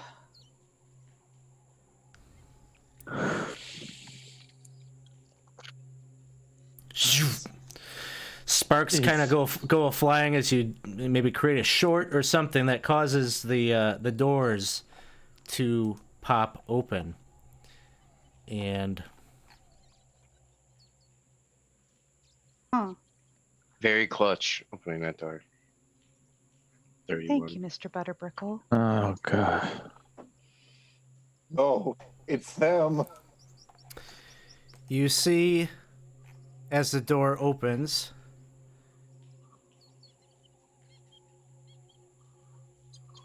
Oh, of course, the very first thing that you see is towards the back of this very large chamber. The ceilings is maybe 40 feet up. Off to your left and off to your right, you can see that there are like raised mesh overlooks that are maybe 20 feet up that have a number of these scrying devices that you've seen all about. These computer banks are up there. Straight to the back, the first thing that you see is a truly horrifying sight of this very large, grotesque brain half submerged in this bath of roiling purple liquid. And it's got these humongous tentacles that probably raise at maybe at least 20 feet up overhead. They're just kind of, maneuvering about, clearly flexing the incredible reach of this thing. Upward to the left, on the left-hand side of the overlook, you can see an illithid. On the right, the same. They seem to be sitting behind banks of these screens at keyboards, typing and clicking away. You also see up there are a couple on either side, a couple of Zelagar clones are doing the same. Straight ahead, there is a lone Zelagar clone sitting in kind of a circular bank of these screens. He looks at you very unsurprised as you open up the door, and he says, "I'm sorry, but the boss isn't in right now. Care to leave a message?" And you hear some guffawing laughs from up above from the other Zelagar clones, clearly amused with their friend here. Towards the back of the room, you can see what looks like a really large flat-paneled screen that has what looks like maybe a number of orbs or planets and little lines that seem to indicate maybe a trajectory of where this ship is leading. And you just see there's like this like kind of hemispherical kind of pod-shaped chair. And someone is sitting in there clicking away, but you can't see them from this side of the chair. Just a shiny metal object.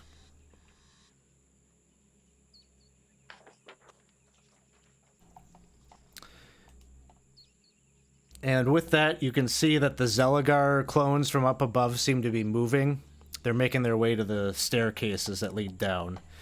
And we will go ahead and roll ourselves into initiative here. And we're going to start things off with Jarl. Of course. Okay.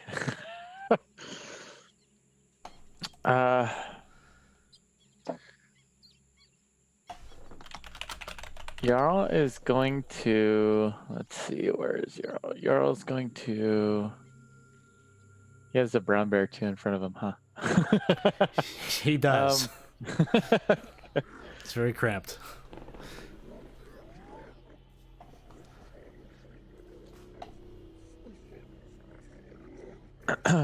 He's gonna move up, I guess, to. Actually, I think he is going to move here. Is moving through? Is there? There's not a penalty moving through allies, or is there? It's just gonna be double movement, like as if Okay. it was difficult All terrain. right, 20, so 25, 30. He's gonna get here, and he's gonna bring out his polymorph sword, and he's gonna try to attack this Zeligar clone. Okay, sounds good. All right. I don't like the sound of this. It's not sounding good.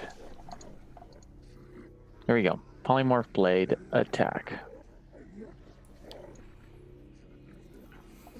Oh. There we go. I'm sorry, what is that Zeligar clone? 5. 5.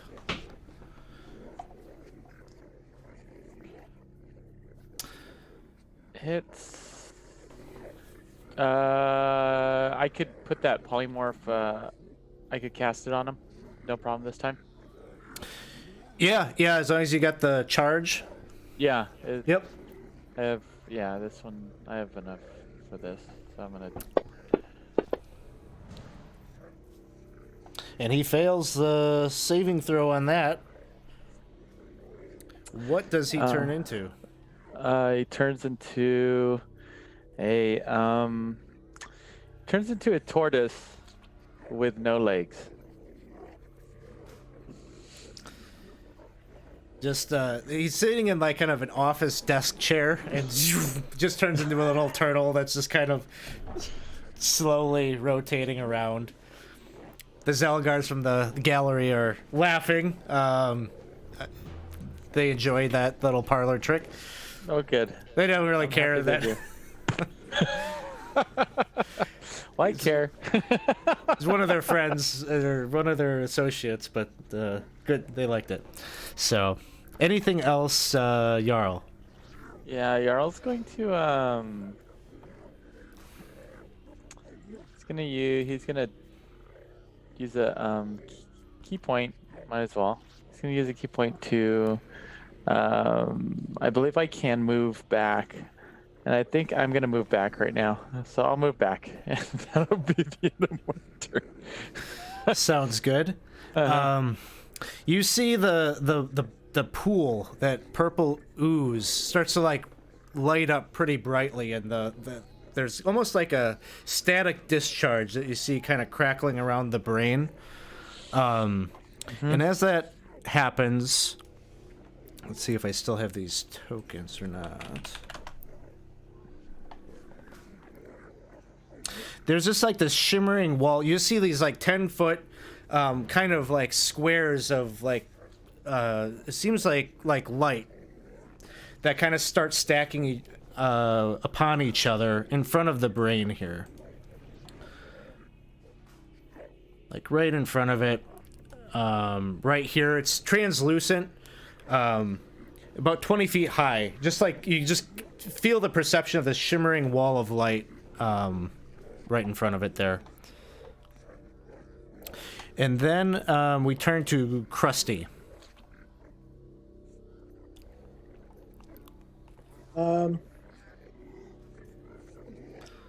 Krusty's just gonna cast Chill Touch on that first Zeligar that he can see there. Now that's a turtle. What's that? That is a turtle. right now. Tortoise with no feet, with no legs. That one's been polymorphed. Oh, okay. Well, then he's going to cast it on the big guy in back. Then Okay. Chill Touch is a ranged attack, right? yeah, it's 120 feet. So you see the little hand that comes with that Chill Touch kind of reach out across the field of battle here, and right where those panels of light propped up, it like smacks into that and disappears. It dissipates. Oh. Well, that will not do. There's a wall of force there that is going to prevent anything from physically passing through, even spells like that. So, do I perceive that force is would prevent somebody from physically passing through there too? I'm gonna say yes. That just is. You're a high enough level character at this point that you probably perceived something like this before, perhaps, and you know that that's a wall of force spell. Ooh, that's going to be a problem. Well, I believe that's. I'm gonna try and move up a little bit, maybe to right here, but that's about all I can do right now. Then. I bet you'd like to give your bears something to do.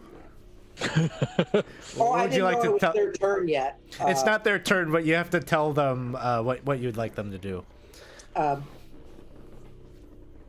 Attack the Zelagar clones. Okay. Sounds good. Next up is Rurik. Okay, so I'm going to head to the ladder on my left, and as soon as I hear Krusty tell the bears to go after the Zelagar clones, I'm going to sidestep and stand over here by the computer.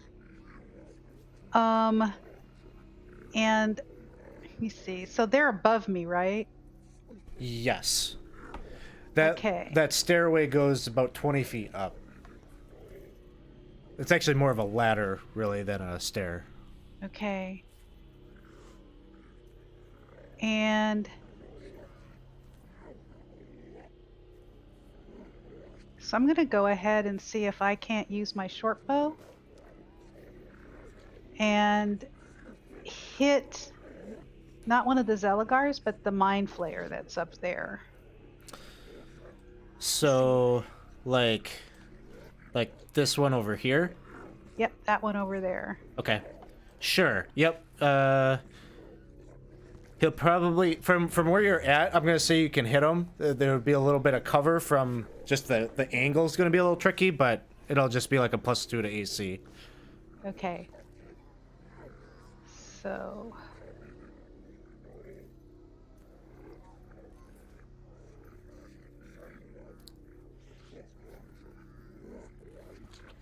That's a hit. okay.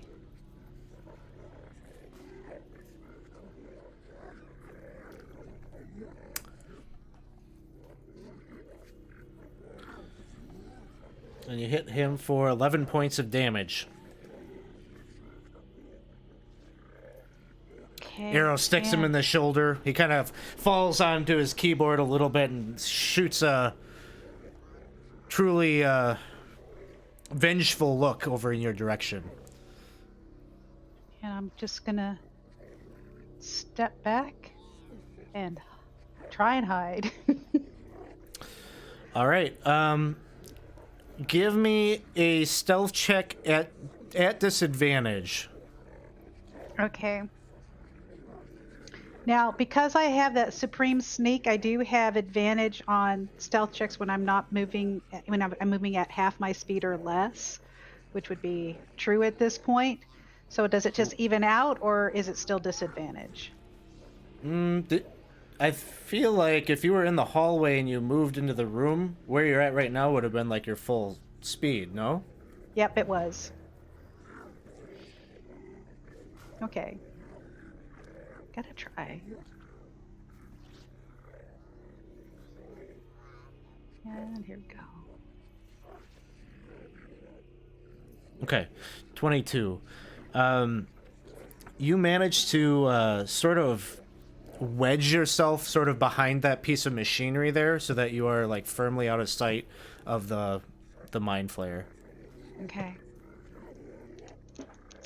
All right. Next up is Scenario. I'm going to turn to Selvin and say, why don't we take the fight to the brain, huh? You want to go to the brain? You know it, buddy. And I'm going to take Selvin's arm and dimension door us.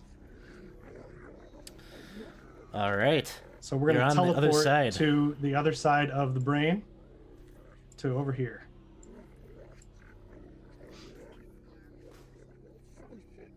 Who's Doris? That's a terrible joke. I'm sorry.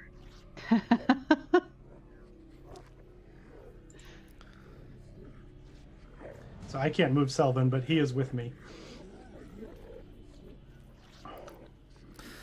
So you are on the other side of this this pool. You can see there's like, it looks like there's like two smaller, similar types of pools on this side with just very tiny kind of tentacles kind of crawling out of them. Not nearly a threat like this thing in the middle, but just a couple of small brains that are just kind of bobbing there, almost like they were growing some secondary elder brains.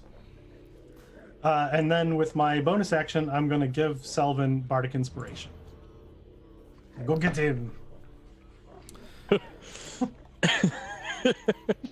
get him. I got you here.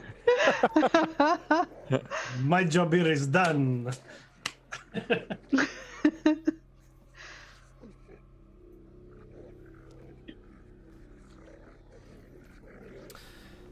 So, a pulse of energy comes emitting from the elder brain, which will target. Oops, that's not what I wanted to do. It's gonna hit Scenario and Selvin.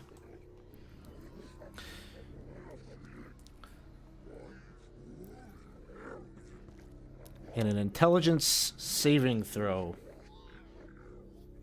Oh, can I re-roll that? You certainly can.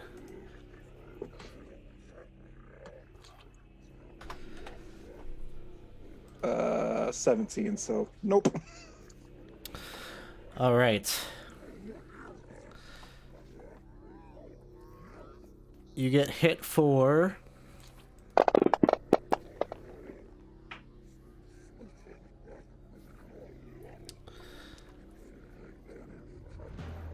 34 after it negates the temp hit points, and you are stunned. Oh boy.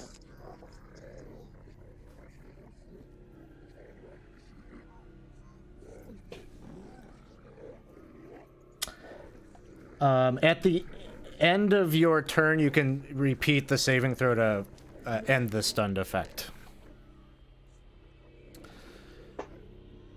Next up is Selvin's turn. Oh boy, an intelligence saving throw. Yes. So, with that, the stunned effect is no longer.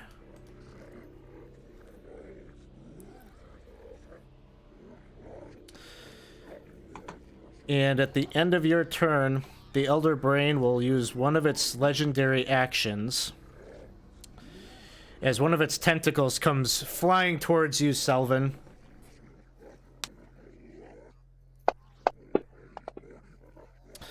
Uh, 21.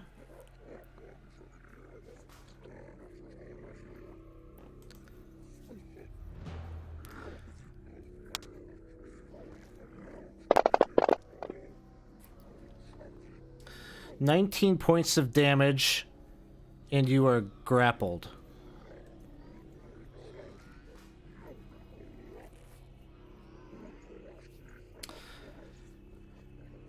Next up, Rurik, even from your spot here, you can see that this Mind Flayer looks down, peers down. It looks like it's scanning for you, trying to find you. And right as he does so, this Illithid over here moves at the same time and seems to like throws his palm out and casts some kind of spell as his tentacles are moving about, and you watch the one on the southern end kind of grab its neck and start to make kind of like a gurgling sound, like he's choking, and you see him physically get kind of lifted up like 5 feet above the ground. Oh. Okay. I absolutely know what's going on. So, I'm not going to say anything. It then is Mr. Butterbrickle's turn. All right. So, this mind flayer on the south, would swinging at him or shooting at him be at advantage since it's like grappled or whatever's happening? Yeah. Okay. So I'm going to peek.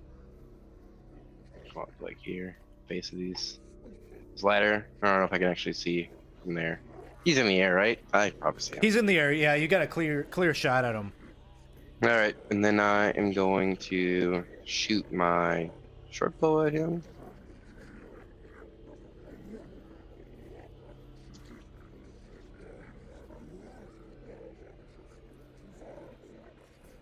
And you said advantage. Advantage, yep. Oh gosh. Well, do you want to use a reroll on this? You reroll it at advantage. Really a good plan. All right, I'll do it. Come on now. We're getting there. We're getting closer. Yeah. Yep. Well, There you you got go. him, and you got him with a crit. So, Good. you know, your sneak attack damage will get double the dice. So that's good. Bring the pain, Brickleberry. All right. I would get rid of one of those. You're gonna roll way too much. Did I do it? Did I take it too many times? No. Yeah, you really only need it on there once because it knows that you crit. So Oh crap. So I took it off. Okay, thank you.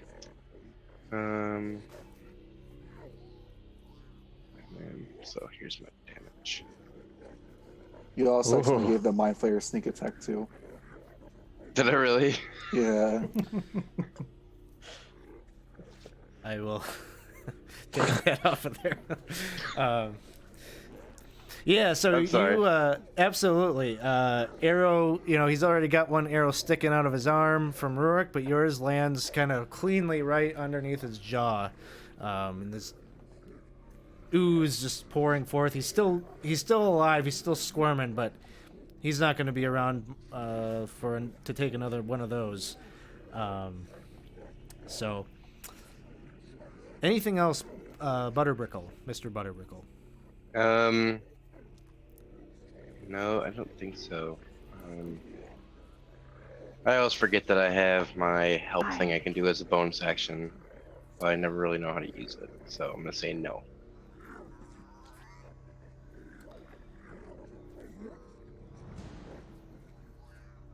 All right.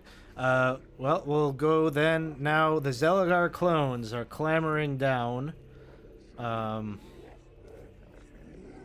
This one, right at the top of the stairs, stares right down at you, Butterbrickle, and is going to cast a magic missile spell.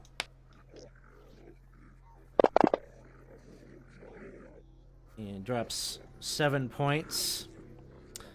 Actually, sorry, it should be 9, so if you just add 2 more. Looks like he absorbed it.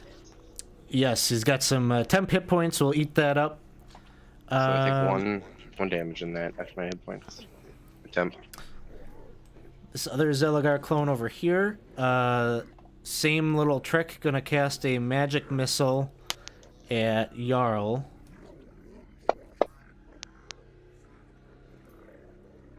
I'm gonna do it one by one this way so it does the damage correctly. Oops.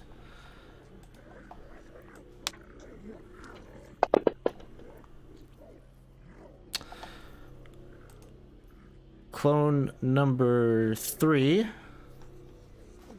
over here, 5, 10, 15, 20, gets to the ledge here, sees Jarl, and he's gonna cast a Melf's Acid Arrow in your direction. Gets a miss, just hits like the outer shell of that power armor, and it does superficial damage. Zeligar clone number 4 over here is gonna kind of just mimic and mirror the other one, and they're like both like coming at you, and clearly like he's like, I'm the real Zeligar, and they start that little argument between each other as they're starting to fling these spells down. He is gonna cast a Malsacid arrow of his own, but it also does nothing. Turtle just spinning around in his chair. At the end of that turn, the Elder Brain is going to use its tentacle again.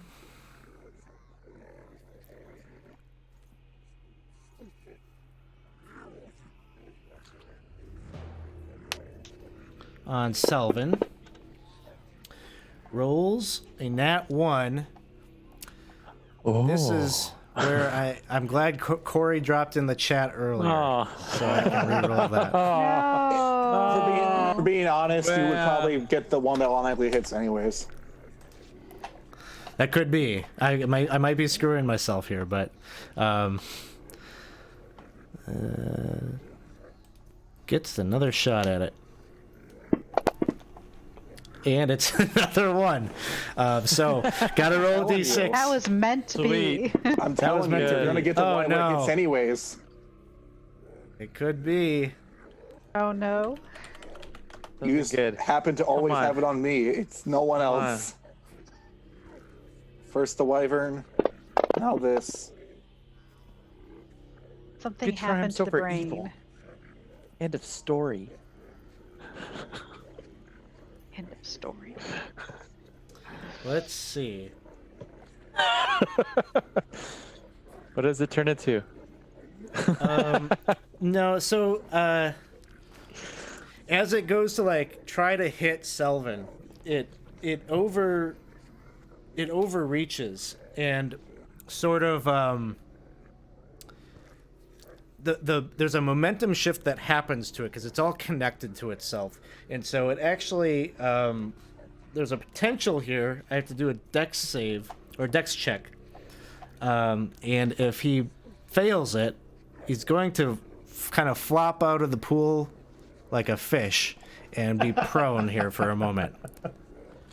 So let's see. I might be burning all my rerolls here on this. So a 14.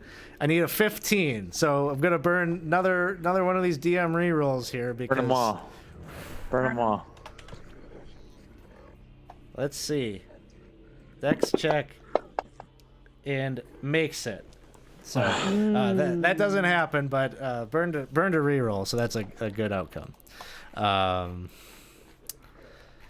Let's see.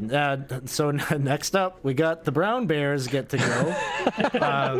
They're a little less like eager to like get into this battle. They don't really understand why, and whatever. Like, they were told they'll go and mess up some Zeligars. So brown bear 1, pretty good climber, gets up on that ladder and is just gonna try to maul this Zeligar in the face.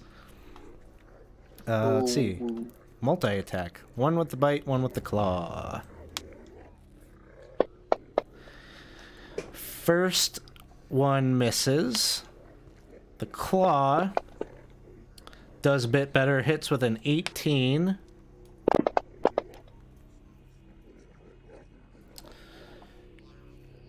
And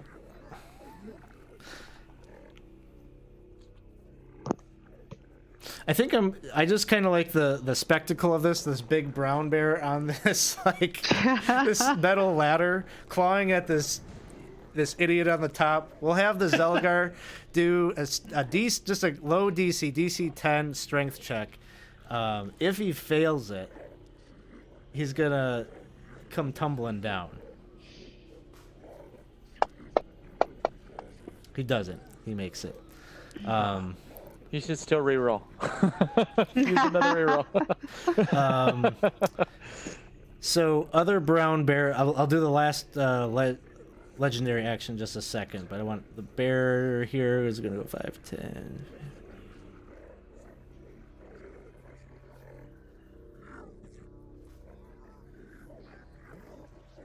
he's gonna have to like dash to get up here, and so that's what he does. He gets up on the other one. That's the other Zeligar that he sees. So, one last tentacle attack coming towards this. This one's gonna come at Scenario.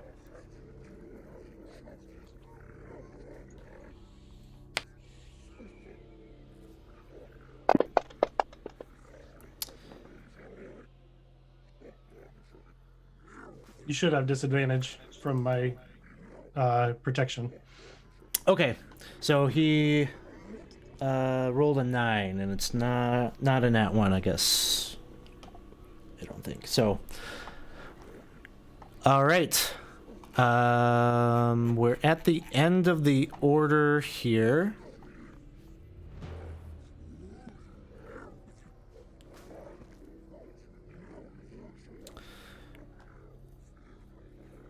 On an initiative count 20.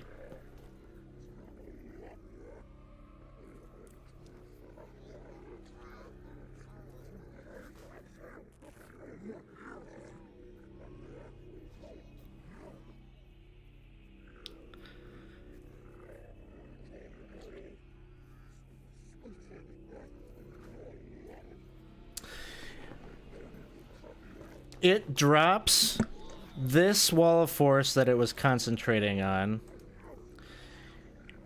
and it casts another as a dome covering Scenario and Selvin. Counter spell. All right. Are you able to cast it at a level? Nope. Okay, so it's a 4th level spell, I think. So give me the roll.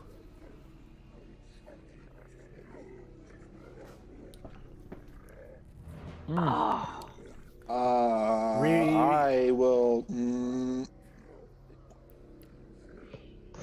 Use it or lose it. I'm gonna use the inspiration.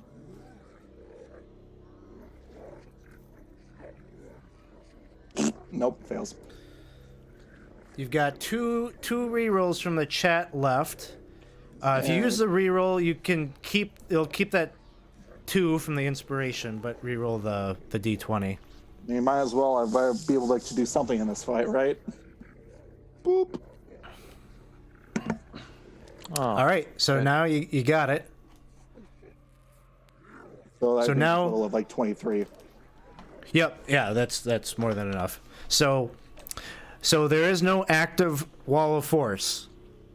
He had to drop the other one to break concentration on that to attempt to cast this. Now it is Jarl's turn. You're also going to use a key point to dash all the way to the brain. I don't know how far I could get to attack. Do I have to get here? Or do I run up the stair? Yeah, you have to get up on the stairs, and yeah. Okay. All right. I'm going to turn on my polymorph blade, and we're going to go ahead and go at this Elder Brain with my polymorph blade. Sounds good. Let's hope it works. It sounds okay, but I don't think it's gonna be good. We'll see. Attack. Polymorph blade. Elder Brain. Here we go. Oh, That's a hit. all right. I will go ahead and cast the polymorph on it. Let's see. Oh, He succeeds. I'll go on ahead and that, still. but- I'll give you that damage. And I'm gonna try it once more after I give the damage to it. All right, 9 points. Okay, once more.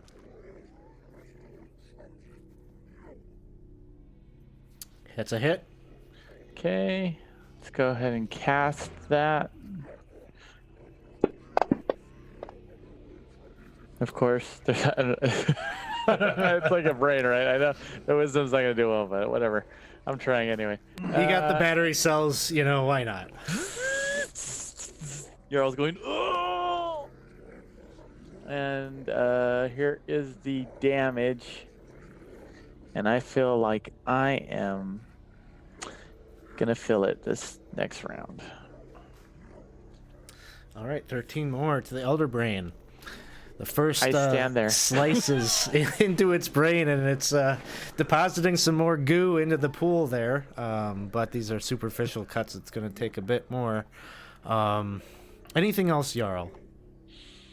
I sit there and sigh, going, ugh, and that's the end of my turn. Krusty, you are up next.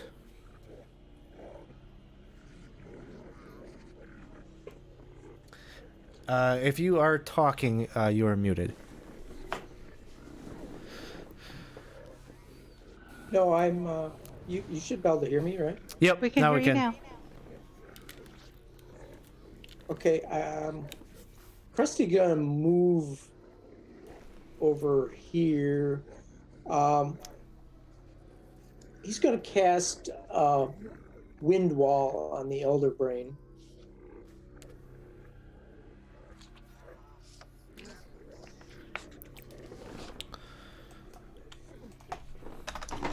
Let's see.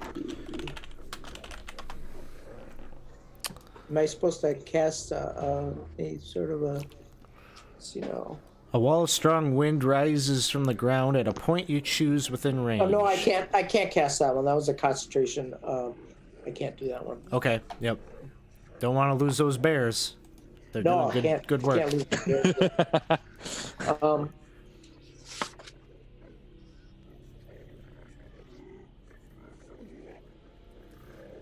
So can he see this Zelgar clone 4? Yeah. He's standing He's right good. right on the edge. He's gonna cast chill touch at as Zelgar clone 4. Okay, sounds good.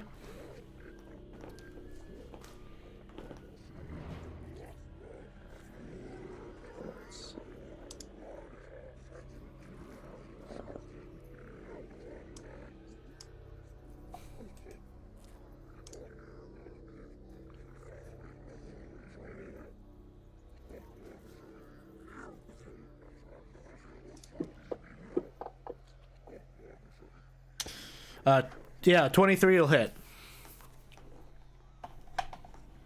Should I just cast damage, or do I have to cast a? Yep, hit him up with the damage. And should be, you should have an additional D8 at this point.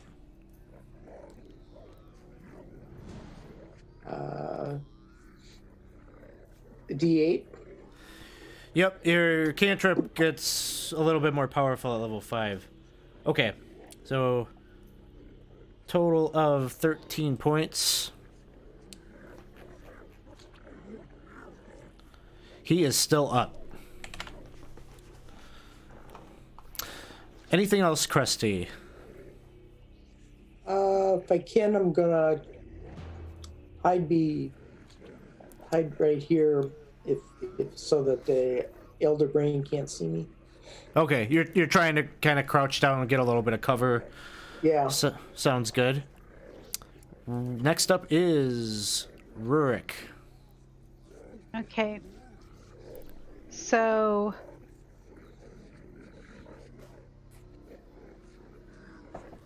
I'm going to take a chance, and I'm gonna go ahead and try and attack the Elder Brain, because there's no wall of force now. My short bow.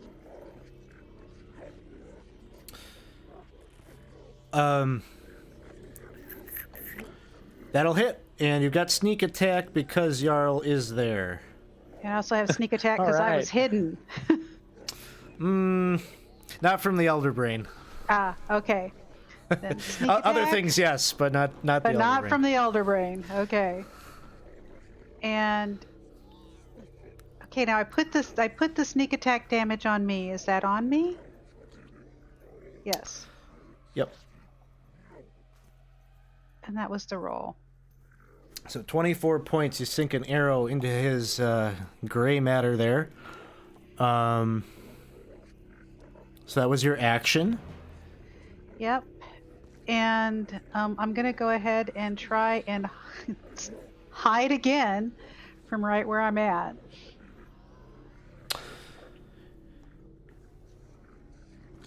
Go ahead and give us a stealth check on that.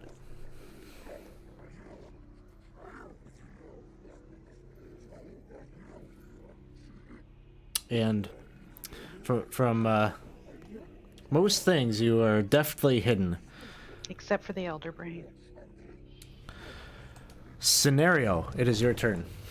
All right. I'm going to drop a cloud of daggers on the Elder Brain. Yeah. So there's a 5-foot cube of swirling daggers and sitting right in the Elder Brain's space. When it enters the space, enters it, or starts its turn there, it's going to take 44 damage. Sounds good. And then I'm going to move off to the side a little. So that time is now. It becomes the Elder Brain's turn. Oh, I didn't have him targeted, but that does 12 damage to him. 12 points. Ooh, this is an interesting situation for the Elder Brain.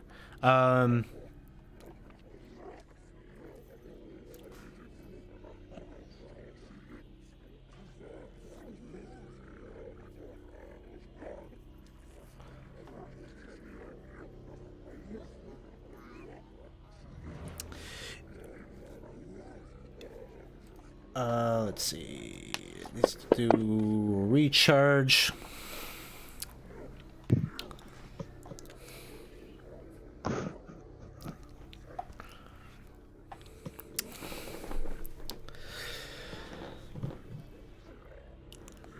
The Elder Brain casts Levitate on itself.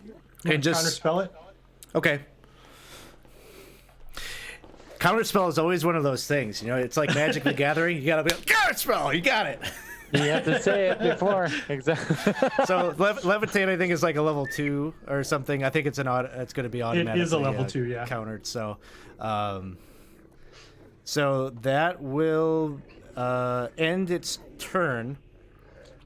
Well, good. And then it becomes Selvin's turn. So Selvin is currently wrapped up in one of the tentacles of this thing. Mm-hmm.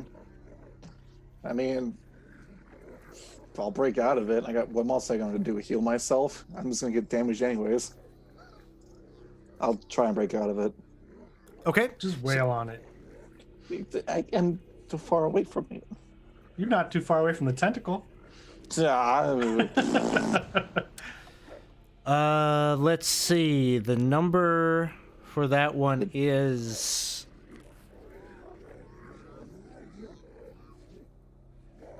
a 15. There is one reroll left in the I'm not the wasting tanker. it on myself. I'm not wasting it on myself. That's it. All right. At the end of Selvin's turn,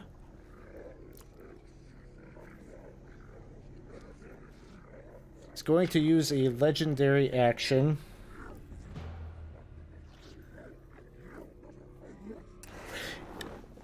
And he's gonna try to hit Scenario with Tentacle. Okay.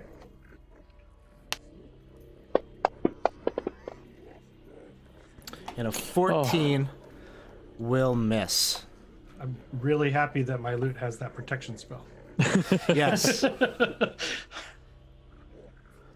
It becomes Cephalosk's turn. Or it's actually, I reordered these two. It becomes the other Mind Flayer's turn. He's going to cast a spell over at Cephalosk. He's going to try to do something to potentially break this.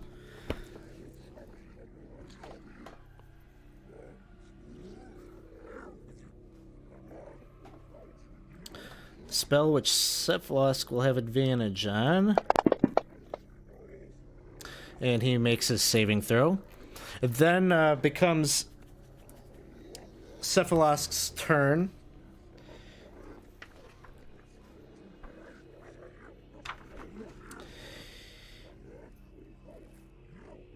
And with the telekinesis spell that he has cast, that he's been concentrating on,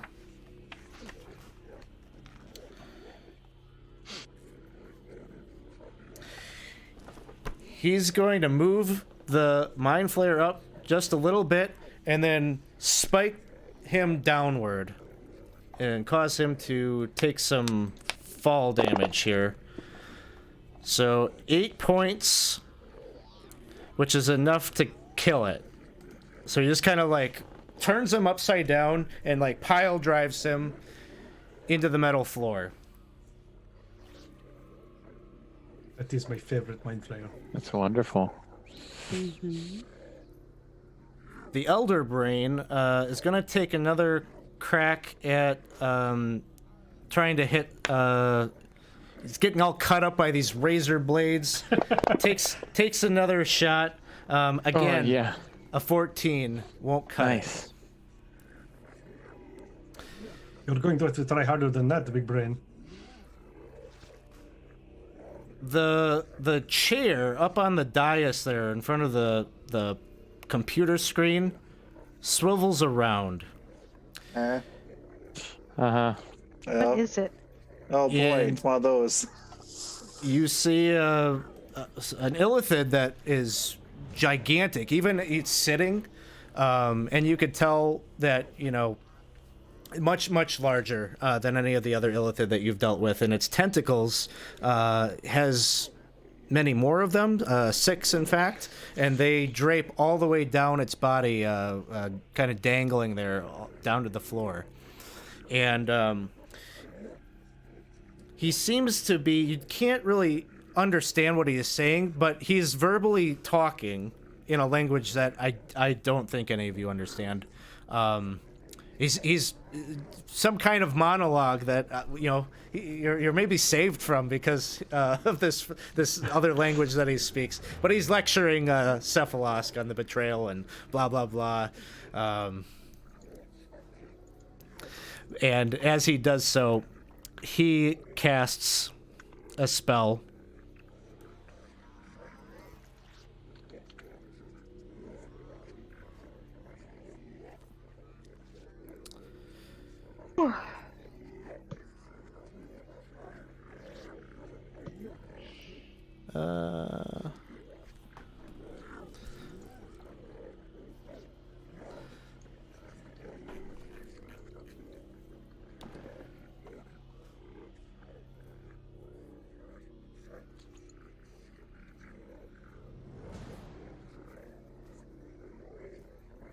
Okay, I see.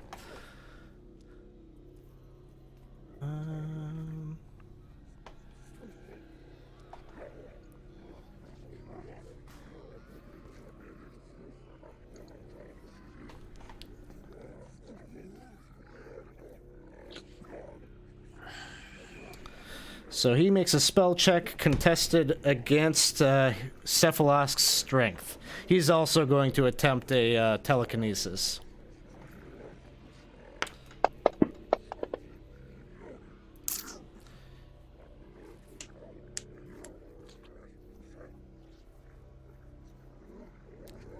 I don't think Cephalosk has a chance here. Nope. So Cephalosk, you see him kind of get plucked from his tentacles, and he is raised up all the way to the ceiling and gets dropped by well, he gets raised up 10 feet and then comes down. So Cephalosk takes a bit of damage as he's wrapped up. Mr. Butterbrickle, it is your turn. All right. So, is this wall still up, or it's not up because? It is not No up. walls currently. All right. I don't really care about Zeligars, do I? So I'm gonna step in to like here. Whoop. And I'm gonna.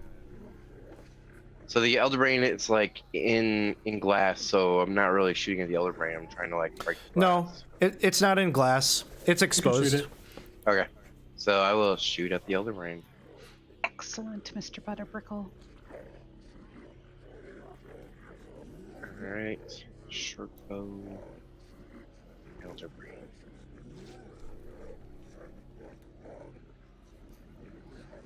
That is a Apply hit. Apply sneak attack. Yes. I will apply sneak attack, but only to me. Directly to your forehead. And this is what you get for standing next to my buddy.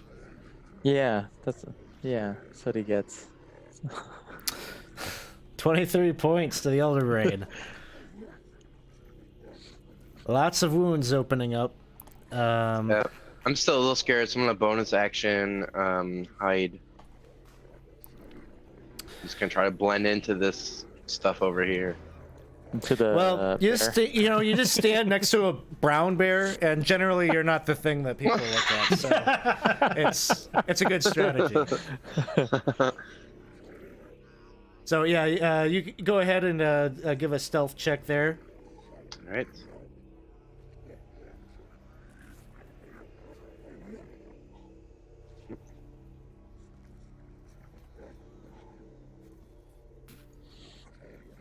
An 18. All right.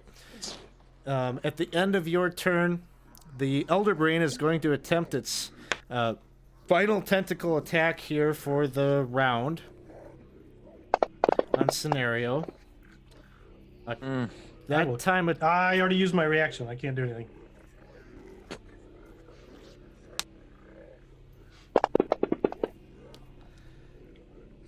lands.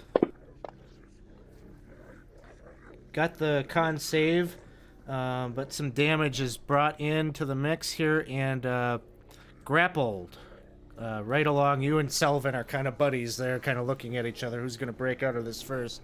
All right. Then the Zelagars are up. Zelagar 1, gonna cast another magic missile, this time at the brown bear.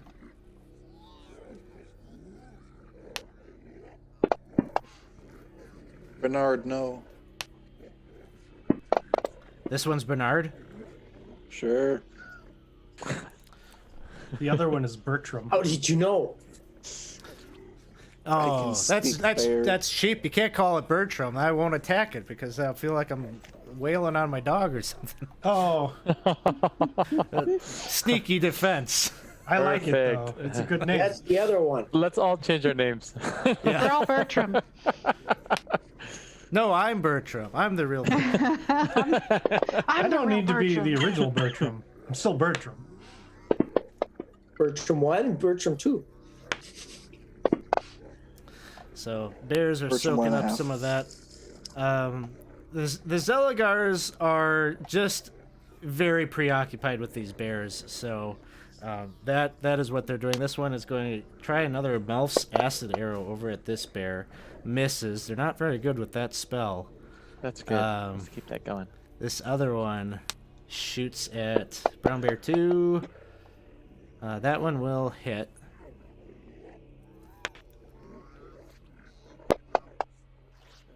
Deals some acid damage. That bear is looking a little bit rough. Zelagar Clone Hey, stop, bear. 5 is just enjoying the ride Full chair. on his chair. In a circle. Brown Bear 1 is gonna take a bite attack on Zelagar Clone here. Hits.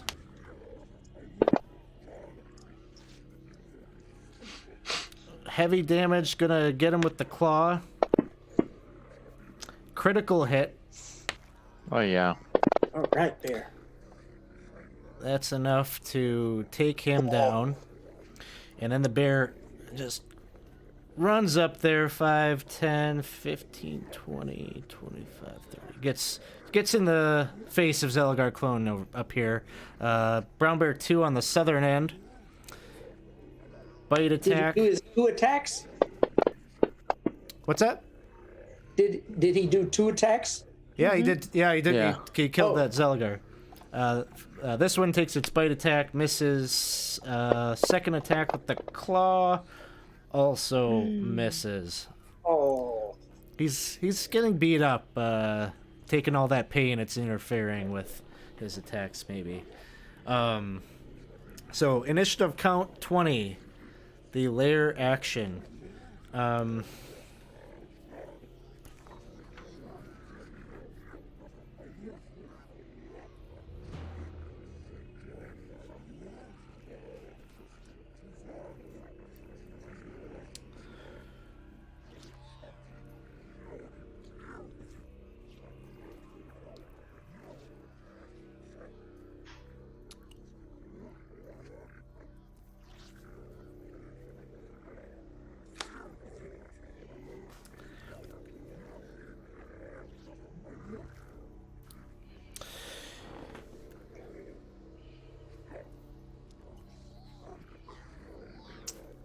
It casts, or it,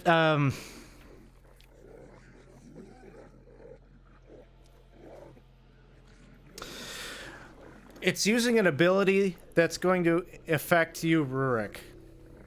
Okay. Give me a charisma saving throw. Oh, God.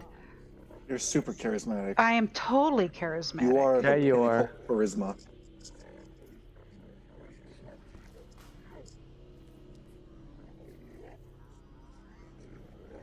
There it is, my charisma. Right there. I could use inspiration at this point, but I might want to save it. Or not. Yeah, I would. Yeah. You know, charisma saves are kind of would use bad it. when it comes to certain things. I'd use it. I'd use it. You know, those Tringos. I'm gonna go ahead I'd and use They use love it. you. Okay. Can I do it after the fact? I haven't told you exactly what's going on yet, so, you know, well, we'll let you, yeah, you can have You advantage. could gauge on the roll. 5. Yeah. Oh, yeah, that was Oh, really great. helpful. It's just meant to be. You know, everyone else's die, they're just rolling around on my screen, but yours just like goes. zzz, zzz, zzz. It's just like weirdness, and I'm Uh-huh. not doing anything different that I can tell. You're kind of crouched down there, Yeah. behind that computer console, and you just kind of feel like incapable of moving yourself right this moment.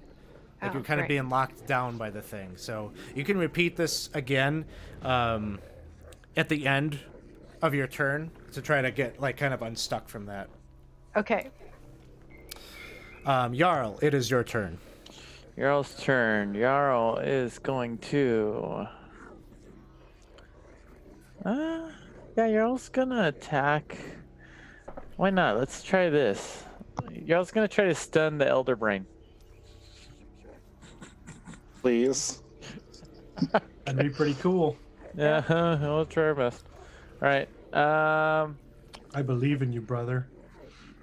I am your brother. That's right. Elder Brain. That's a hit. Okay. Gonna do stunning strike. Let me go ahead and cast that on the Elder Brain. Success. But not by much. Right. Either way, damage coming its way. A whopping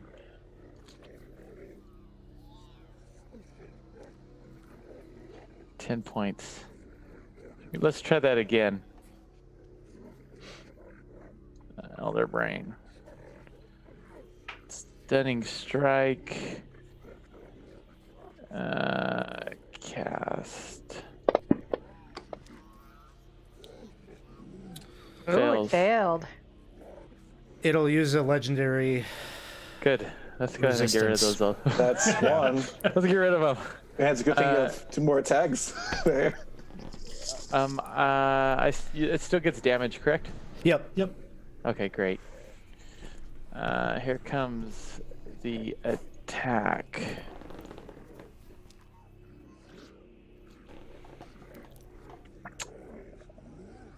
9 points to the Elder Brain. Hit. All right, let's go ahead and see that strike. Ugh. Oh well, okay. I tried, guys. And You already had it stunned. Why did you use another one? oh, it Legendary Oh yeah, resistance. never mind. You're right. yeah. Yeah. Anything else, Jarl? I'll just give you the damage, and I will Okay. curse in Arakroken, and that'll be it. All right, damage. Okay.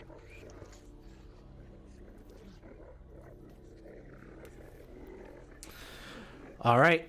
Krusty, it is your turn. Okay, Krusty moves over here, and he's going to cast Blight on the Elder Brain.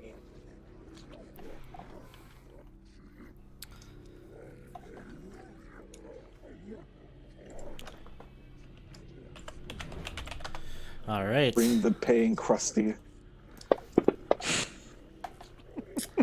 Makes the save. Takes half damage.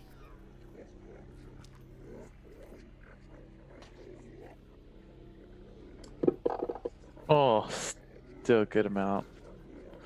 Oh, Yeah, it still takes 19. That's good. Anything else, Krusty? No, that would be all then. All right.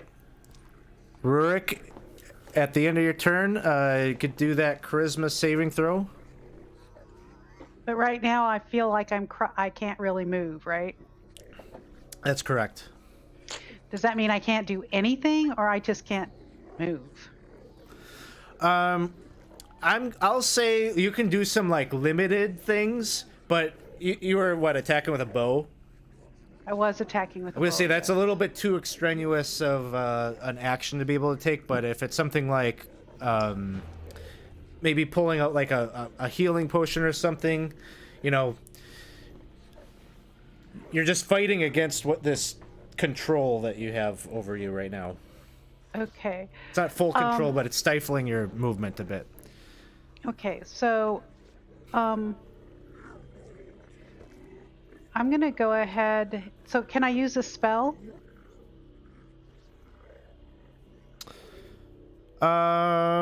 Which spell? Maybe depending on the components of it. Like if it just has a verbal or something like that, I will say yes. It's just verbal. And like it says verbal somatic, but it's like instantaneous, so it's like a finger flick. Yeah, I'm gonna say no on that. Okay. Then not that. Huh. I don't need to heal.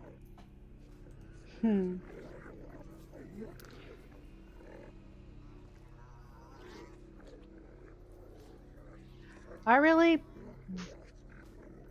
can't think of anything that I can use right now.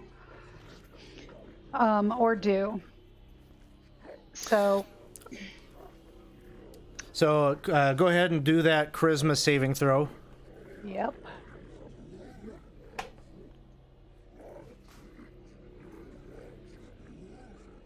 Yeah, it's just really good. There's one more reroll. To No, try to that's tempt for the you. party. Yeah, no, not using it for me. Sounds good. Scenario, it is your turn. All right. I am going to cast a healing word on Selvin at 2nd level. Thank you.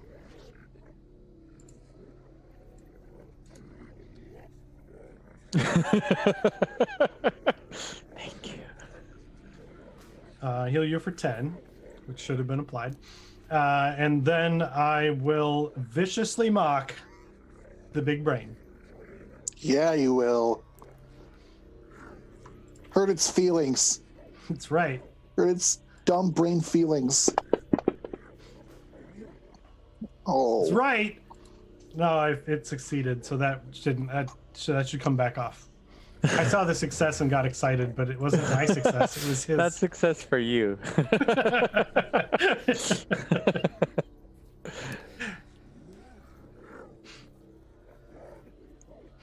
Anything else scenario? Nope. Start of its turn. Taking some It blades. takes some damage from the daggers. Oh, nice. Come on. Which again I didn't put on it. 6 points. I forget. Oh that's good. my I got gosh, it. so many ones. 2 ones. It is going to use its Mind Blast, which is going to hit everyone except Rurik. Sullivan, do I have your bonus? You're Am I close enough? You're out of my range. It's 10 feet. Okay. But I can do something else to it. What? Rebuke the violent. It depends on how much damage. We'll see what happens first. He's going to get Cephalosk in there too.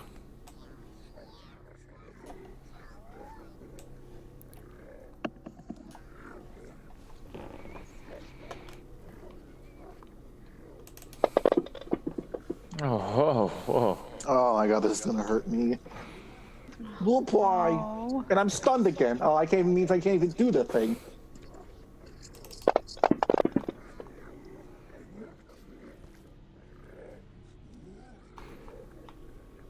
It's processing. Okay. Ouchie. That's a lot of So hurt. the failures were, let's see. Krusty is stunned. I lose my bears. Not necessarily. You just have to do a concentration check. I mean, probably, because 38 damage is going to be hard to save against. But...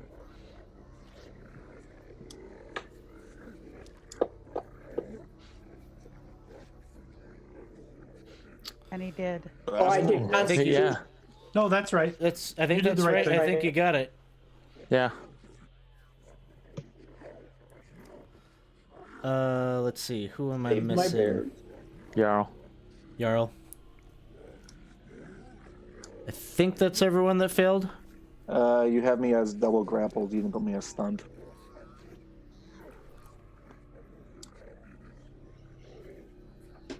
Oh, gotcha.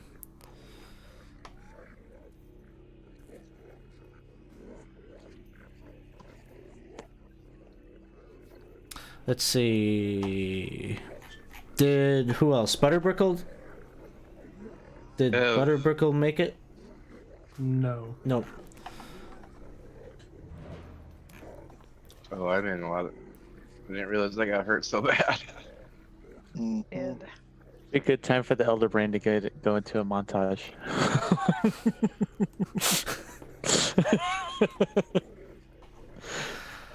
All right. It is Selvin's turn. I'm starting to regret my decision of teleporting over here with you, scenario. Or monologue. I have Seemed like a good done. idea at the time. I've done literally nothing. You've taken a bunch of attacks that no one else had to take. All right. I'm unstunned, but that's the end of Unstunned. my turn. I'm still grappled. Get in there. Oh, the pain. Now you're only grappled once. Before you're double grappled. It doesn't matter. I can't break out of it. You can. I and got you 9 will. hit points, 7 hit points. I can't do anything right now. Don't tell that, Tenny. Don't. He can see it. Say that. He can see it. What's there to Don't worry. do? I have a plan.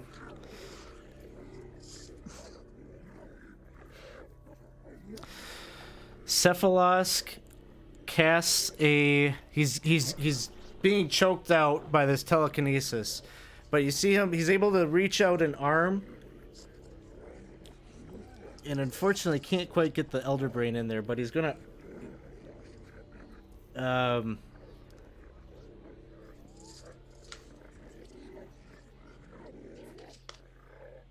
Can he do this? Let's see. Yes, he can. He's arcing a lightning bolt over at the Eulotharid.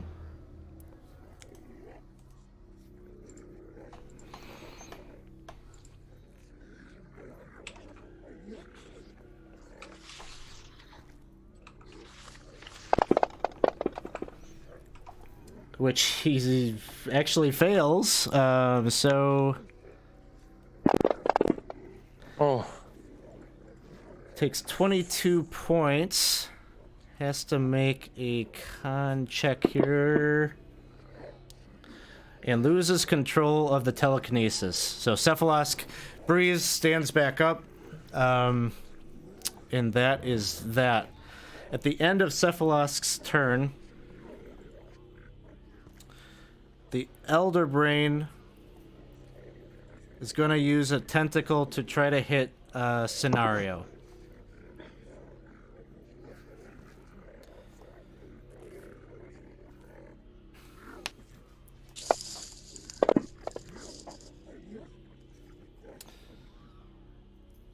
Thank you. This protection's giving you all of the cushion. It is, yes. It's a beautiful thing. So that one will miss. And we are now on to the Eulotharid's turn.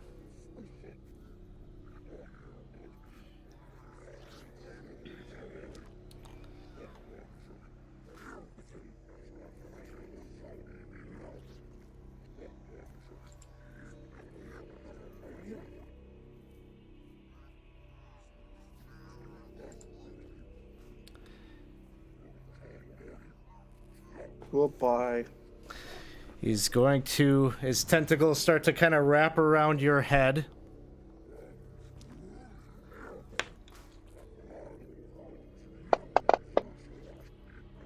$23 to hit.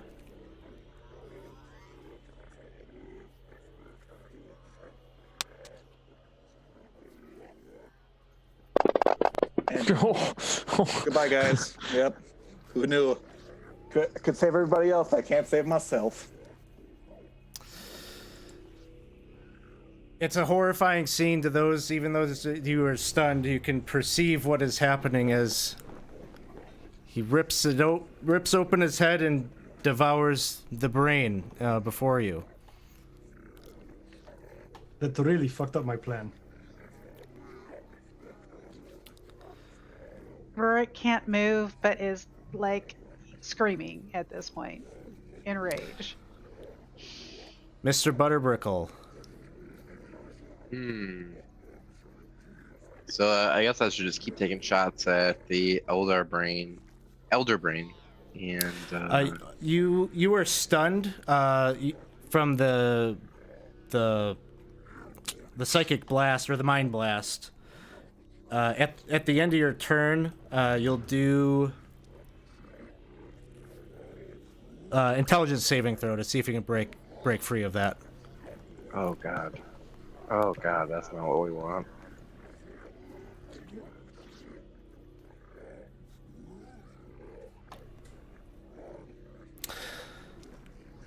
All right. That is not high enough.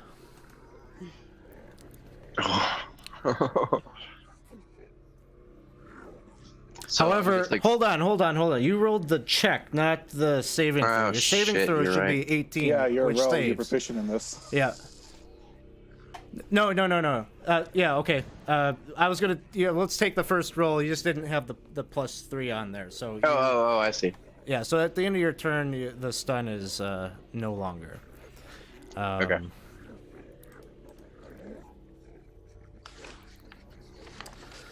The Zeligars are dealing with the bear. This one over here. Magic missile.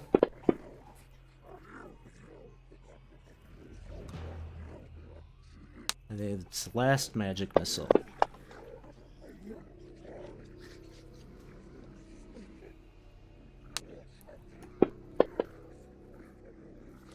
Bear is still up. The other one across the way, doing the same thing.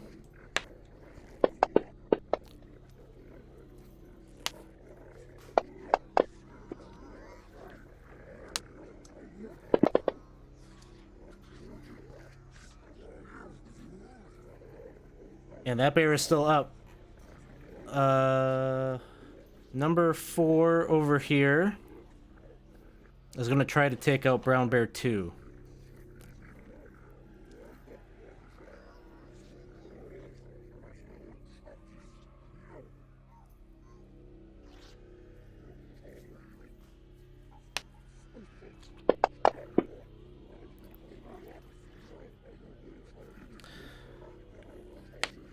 And manages to take him down.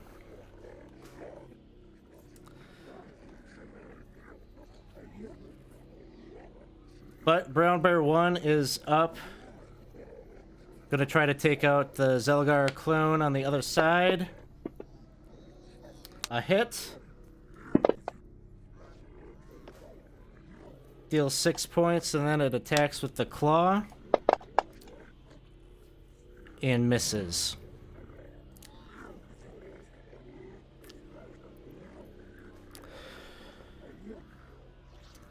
We are back at the top of the initiative count here.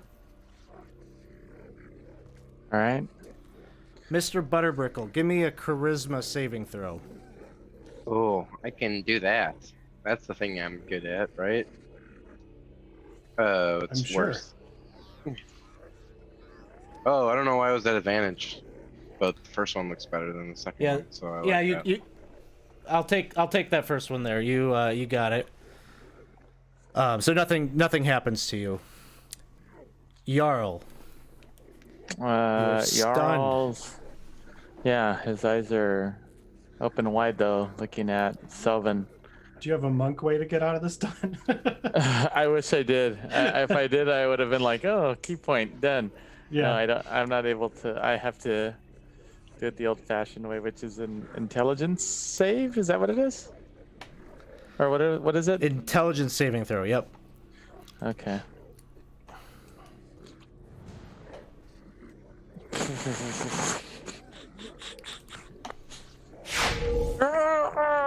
Yep. Okay.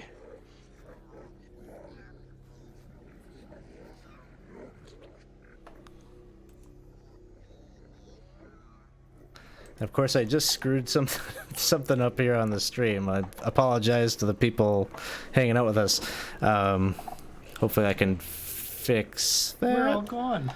We're all gone. I The elder assure you, brain. we're still here. Putting a fog of Where? Okay, so you got a 4. You do still have a reroll in the bank. Do you want to use it? I mean, at this point, I don't know. Should I? set. Yeah. I mean, I'm gonna. Okay. Yeah, I'll do it, I guess. All right. Save intelligence.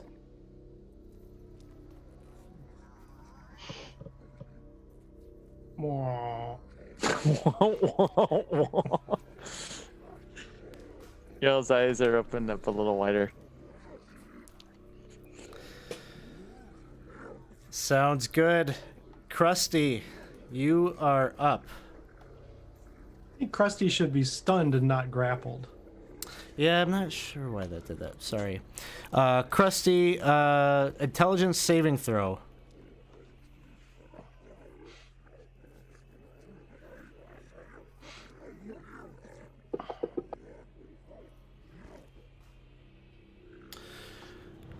$15 won't make it. So there's nothing I can do then, huh? Not on this turn. Rurik, it turns to you. You have freedom. It's loosened a bit. You've got freedom of movement now. Okay. That effect is lapsed. Okay. Oh, let's push pause here real quick, because Galaxian is here to redeem some rerolls for you. So, Galaxian, what you do is you can go to the EXP store here. You can either go and click and go to the Stream Elements store and redeem it there. Otherwise, there is a chat command. Let me look it up real quick.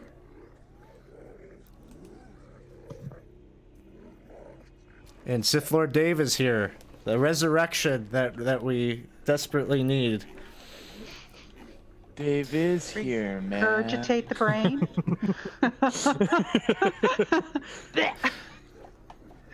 It'll put itself back together and be Selvin. We promise.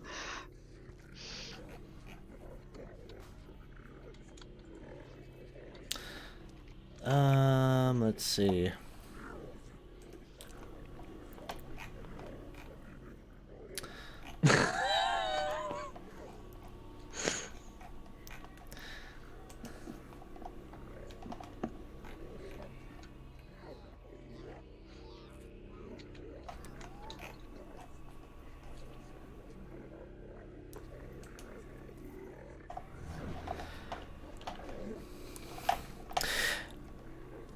I'm sure there's a command for it. I'm not sure what the command for the buy everyone a reroll is.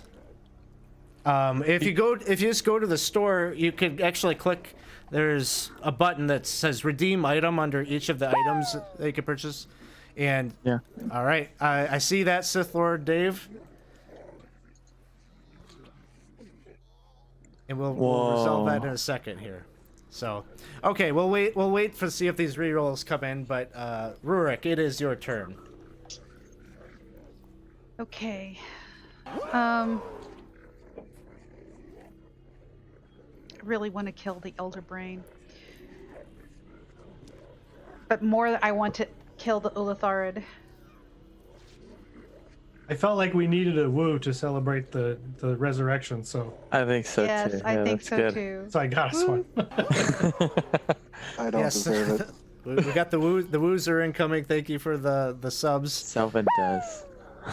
Oh, and there it is. Galaxian is redeemed. Buy everyone a reroll. So 6 more rerolls getting added to the stack here. Okay. So, I'm gonna go ahead and attack the Elder Brain again from where I'm at.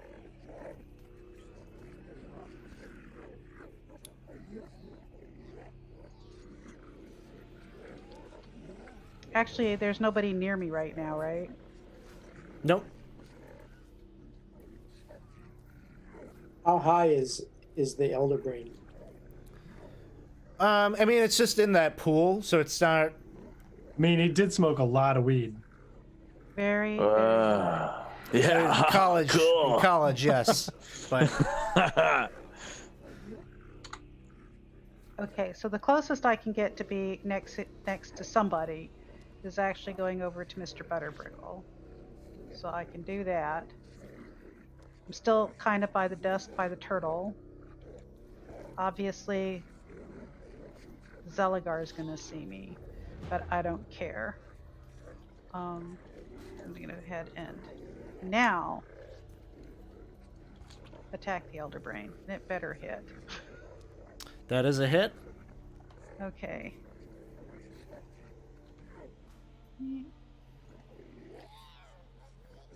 And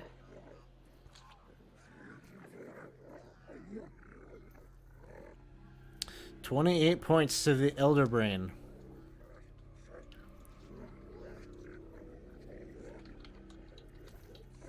And that was 5, 10, 15, 20, 25. That's as much as I can move.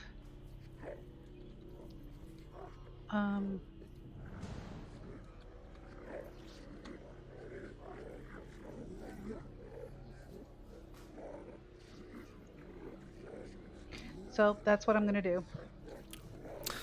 All right. Next up is Scenario. Okay, well, the Cloud of Daggers is going to go away because I'm going to polymorph myself into a Tyrannosaurus Rex. Yeah. Eat the Ulatharid. So, T-Rex I'm time. huge. Can he still grapple me if I'm huge? You know, Elder, let's take a look. Let's give I was it gonna do this on Selvin what? when he had a few hit points left, but then he didn't.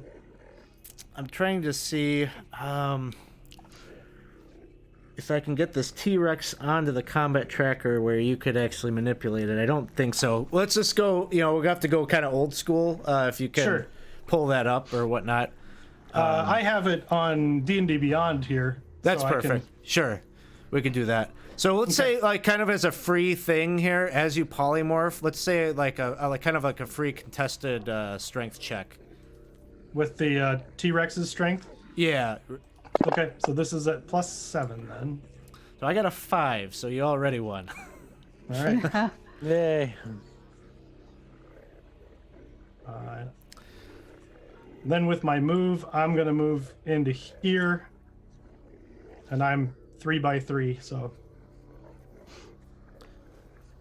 that's it. That's me. There I am. Kind of scary. Does he retain the hat? Absolutely, he does. It's a T-Rex with And a the swagger. big ol' hat on. And the swagger. Well, maybe So- not the swagger. The charisma and intelligence dropped quite a bit. It turns to the Elder Brain's turn, which this pool that was like this bright purple liquid is now marred with like splotches of this black, almost like ink-like ooze that has been pouring out of it from all these wounds it's taking. Its tentacles are kind of quivering in that it's on its last throes kind of way, but it's turning its attention, of course, to this T-Rex that has just come into the square here, and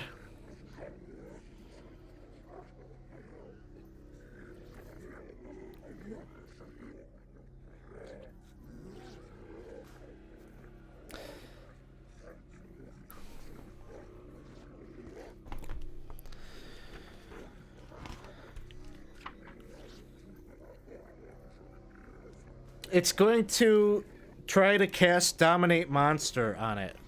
Okay. This could be bad. Could be.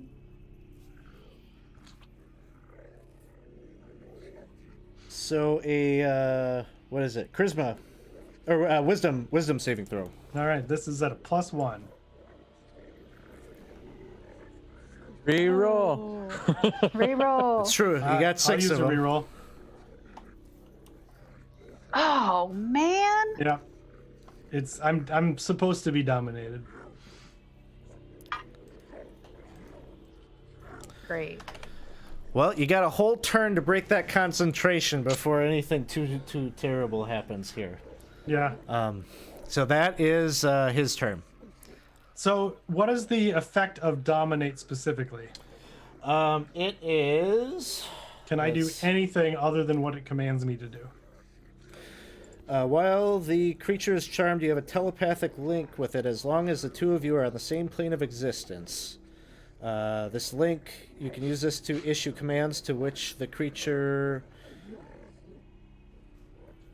while you are conscious, which it does its best to obey. You can specify a simple general course of action, such as attack that creature, run over there, or fetch that object. If the creature completes the order and doesn't receive further direction from you, it defends and preserves itself to the best of its ability. You can use your Okay. action to take total and precise control of the target. Until the end of your next turn, the creature takes only the actions you choose and doesn't do anything that you don't allow it to do. So it has to use its action to do that part. To do the full I control. can still do other stuff now to some degree. Yeah, I mean its general command to you is just defend me. Okay. So All right. suddenly, a pillar of light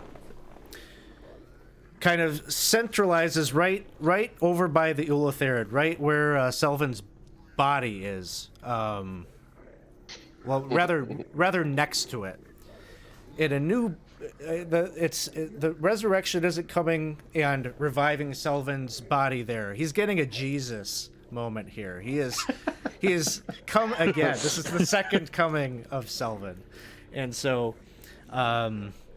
Your deity has intervened. Maybe it has something to do with that prayer that you said out in the hall earlier. But you rematerialize once again, and are here and at full health. Oh shit! And able to take your turn. Do it. I will roar at him. A friendly roar. No, because I'm dominated. For the first time in this fight, Selvin gets to do something. He's gonna grab the ball of his flail. He's gonna cast Thunderous Smite and uppercut a fucking Ulatharid. Yeah. Let's see it. Yes. Let's see. Throw the effect on me. And Divine Uppercut. It's a critical hit. Oh. Second level Divine Smite. Oh yeah. You got it. Put it all on there. So in short, if I'm correct, this is 8d6, 8d8 and 4d6. Oh, Wow. Feeling good, huh? It's a pink field of dice. Looks pretty good. He needs to make a strength saving throw or be knocked prone. I will throw that on you.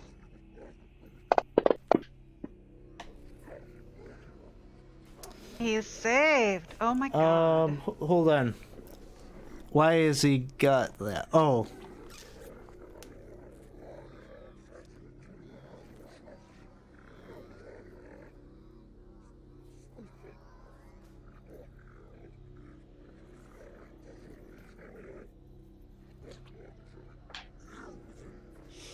Oh, it's because it's a magical effect. That's why it's at advantage.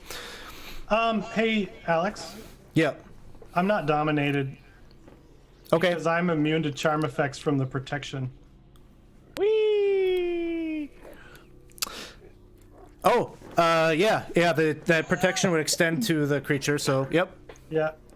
My loot is my favorite thing in the world. You got it. That is the best.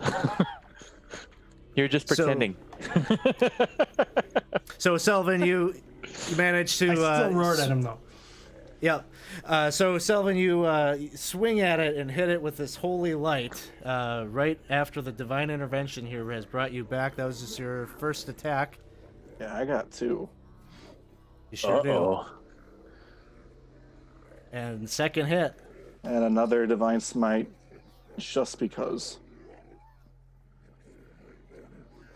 Smoke him if you got him.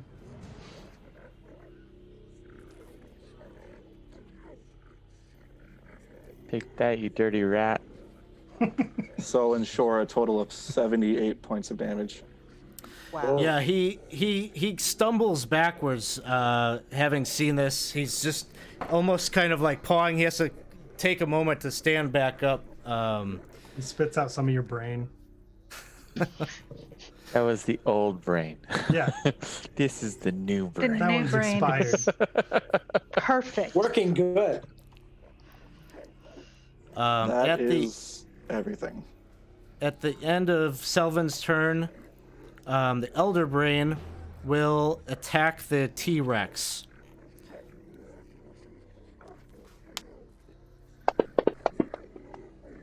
Double ones. I'm gonna Goodness. use Oh. one of my rerolls just to avoid the potentially bad effect there. Down to the last one. One left. Let's see.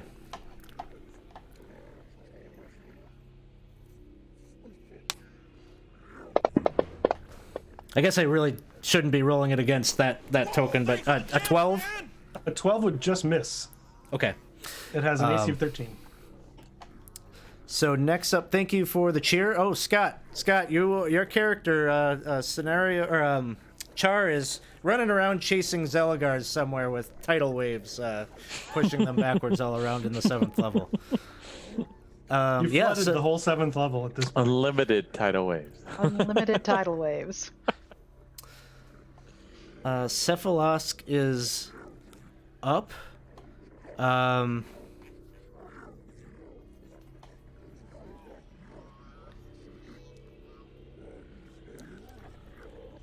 He's going to go ahead and move over here 5, 10, 15, 20, 25, 30. Get within range where he can hit the Eulotharid with another lightning bolt.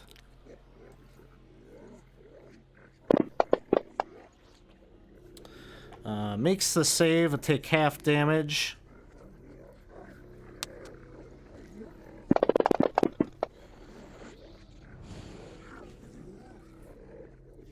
And he's still up, but barely. The Elder Brain takes its second legendary action. I'm gonna roll it on the scenario just because it'll give it the disadvantage. Sure. 18. An 18 will hit. Does it misses? It would miss scenario. It would hit the T-Rex. Ah, okay. So 22 points of damage. I'm going to rebuke the violent. I got a lot of hit points as a T-Rex. That's not what it does. It's Oh, that okay? Yeah, that's good. Don't take damage for the T-Rex. He's fine. He takes 11 points either way. 11 points.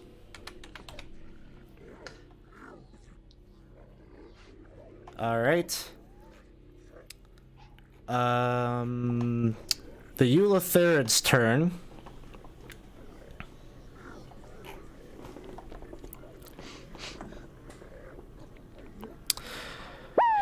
He's going to attempt to cast Dominate Monster on Selvin. Oh, and before we do that, we have Scott just redeemed by everyone a reroll, so 6 more added to the Those stack here. rerolls, we Thank you, got 'em. Char.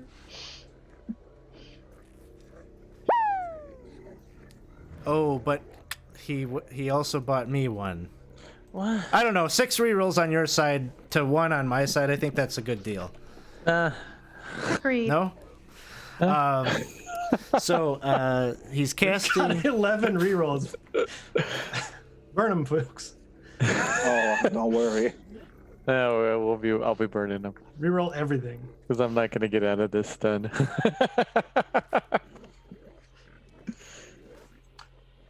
That should. I'm gonna re-roll that, and I forgot to put my aura back on me because I thought I died. So I'm re-rolling that. It's a wisdom save. Yep. And Scott also redeemed by natural 20 on a death saving throw. Ooh. Thank you. Yeah, okay. 18 will save. And then it is Mr. Butterbrickle's turn. All right. So my last turn I was stunned. So as I start to run towards the action, I kind of call back to Rurik and yell, "Who's my priority?" Kill the Elder Brain. All right. So I'm gonna double move to get here, and then can I still use my bonus? So basically, as I was going there, I got my rapier and my dagger out. Can I use my bonus to still offhand with my dagger? If you're using your bonus action to dash, then you You're wouldn't right. be able to. But All right. So wait, so then I still have my regular action then, because I'm bonus action dashing. yeah, Okay. All right. Well, then I'm going to attack with my rapier. Good. I need more monitors. Is what I need. Let me tell you. yep. 2 is not I enough. always feel that. 3 isn't enough.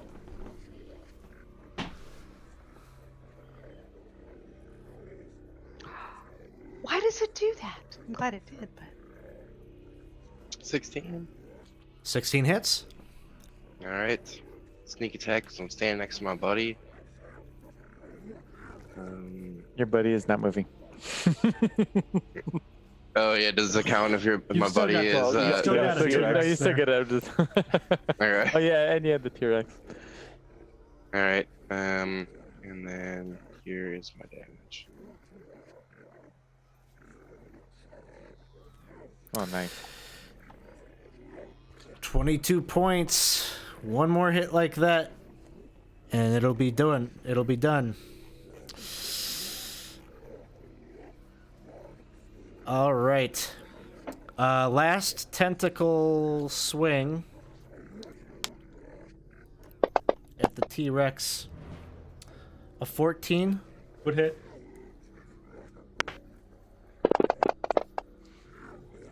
And 19 points.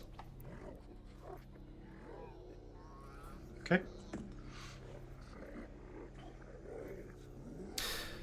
Does that trigger concentration checks? You know, it probably should. You got I mean- a +3. Yeah, and I've got its Constitution and my Bless effect, so I'm adding a D4 plus 7 to the roll.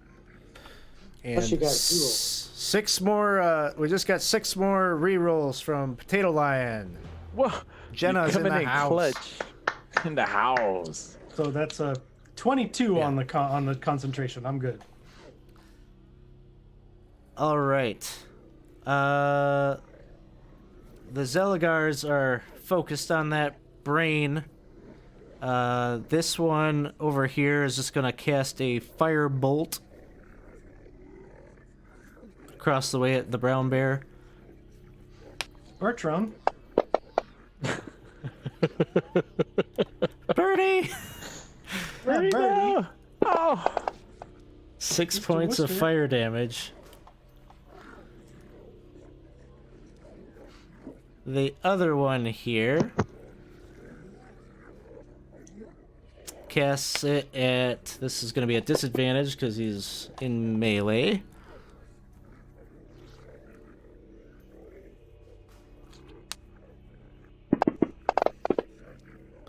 Misses.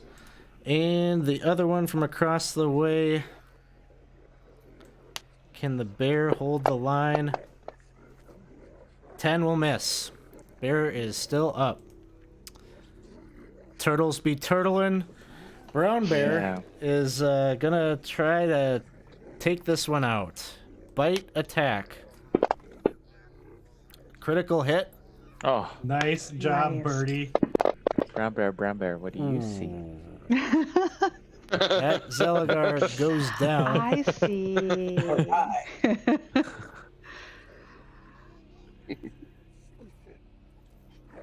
A Zeligard looking. He just starts to climb down the ladder over here. Top of the order. At initiative count 20, Uh-oh. the Elder Brain casts Wall of Force over itself. Mm-hmm. Just like a dome over the pool. Jarl, your turn. You're stunned. Intelligence saves. I say saves because I'm assuming I'm going to have to do more than one. Okay. Use one of your 17 rerolls. I guess so. All right. Use another one. No, I don't know if I could. I think I could only use 2, right, Yeah, at a use time? It's the last game of the session. You got 16 left. I'll let you Use keep all of burning them on. until you get there. Yeah. No, I don't want to waste them all on you. All trying to use an intelligence. One more. It's the One ultimate more. use, right? All right, dudes. Here we go. Here's one more. Another one. You got it. There you go. Woo! Whoa. 7. Oh, you're good. All right. Like my eyes were stuck in one direction. I didn't see that you popped up right next to yourself, so I'm happy. A large smile goes on my face, and then confusion. That's the end of my turn. Krusty, you also are stunned. Intelligence saving throw. Okay.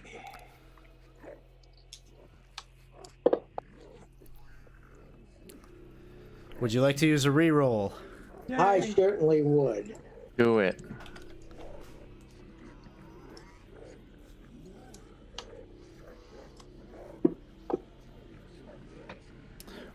Want to use another one? Dude, One more. come on, come on. The wild eyes. Still not enough. So close. Ah. Should I use another? You got 13 left. He's trying to burn it through. It's the elder brain trying to play tricks on us. Okay. That's it. I'm It's not. like Vegas, right?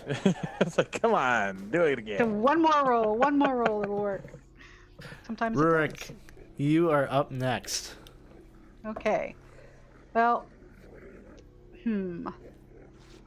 I'm going to shift my focus because I can't, because the elder brain is now covered up.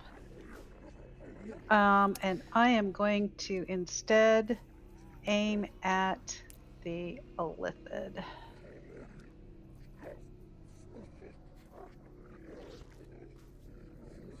Except for,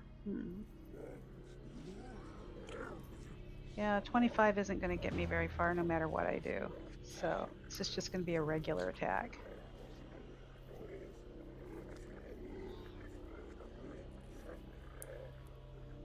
If it hits at all, which it doesn't.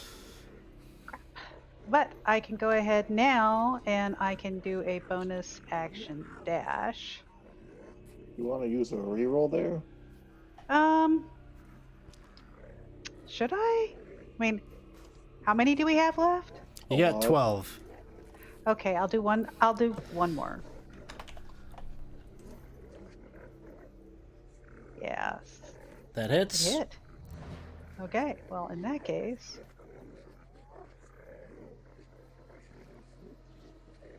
Selvin is there, so you can get sneak attack. oh, okay, because he's next to it. Sorry about So, that. yeah, you just roll the d6s into the chat. It's 4 of them, right? I believe at your level it should be 4, yep. So additional 9, so a total of 17 points. How would you like to finish it? Oh, he just ate my friend's brain in front of me. I would like to have that arrow just like sink into what is the center of all of those tentacles, and just this black oozing gore just come down and start to dissolve him as it comes out of his mouth. And then he dies. And he Then falls. he dies. He falls upon the stairs right there. And we now turn to the T-Rex. All right. Well, I'm mad and real dumb. I'm going to start destroying the tank.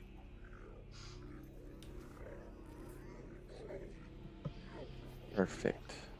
Just tearing into it. Ripping Okay, tentacles like away. the walls of it. Sure. Yeah. Anything Make that's not in that, anything that's not in that wall of force is getting tore up. make rather than it being just an attack and doing damage to it, make it a strength check. Okay. This is at a +7. Oh, yeah. So teeth latch onto the side of the thing and like pulls it down, and like this ooze is leaking out and like pouring out like beneath your feet. And the brain is kind of getting like sucked into the suction there of the hole that you've created. And so there's a big fleshy piece there that is exposed. And it's like the big red button, like stabby stab right here. So there's a weak point where the Elder Brain could be hit. All right. So I mean, that was pretty much my action. So Elder Brain is up. It does recharge the Mind Blast. Oh boy. It's gonna use it. So this will. How about this? Instead of me doing all the targeting and things, just because I've got T-Rex and such in there, everybody do a intelligence saving throw. Me too. I'm gonna roll this. Hold separately. on. 5, 10, 15. Oh, I utterly failed.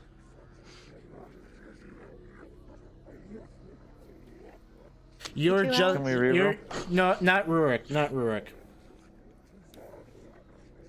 Yeah, you Can can we use use rerolls. Yep. All right, I will. If I failed, I'd like to do it. Okay, so No. Jarl used one. Krusty used one. I'm not using I one didn't. because I I didn't gotta roll use way one too yet, high. but did I fail? 18 is the number. And I'm going to try again. That one's worse. You're down to 9 rerolls. Gotta save them. All right. So if you failed, you are taking 34 points of psychic, and you are stunned. I'm down. And I lose concentration. So I'm no longer a T-Rex. 34 points. Cool. Yeah. So if you took that damage, you'll just have to manually enter it. No problem. Yeah, Jarl is not looking good. All right, Selvin, it is your turn. Do it, Selvin. With tears in his eyes, he's gonna walk up to the exposed brain and just say, "I wanted to go home," and then 2 strikes.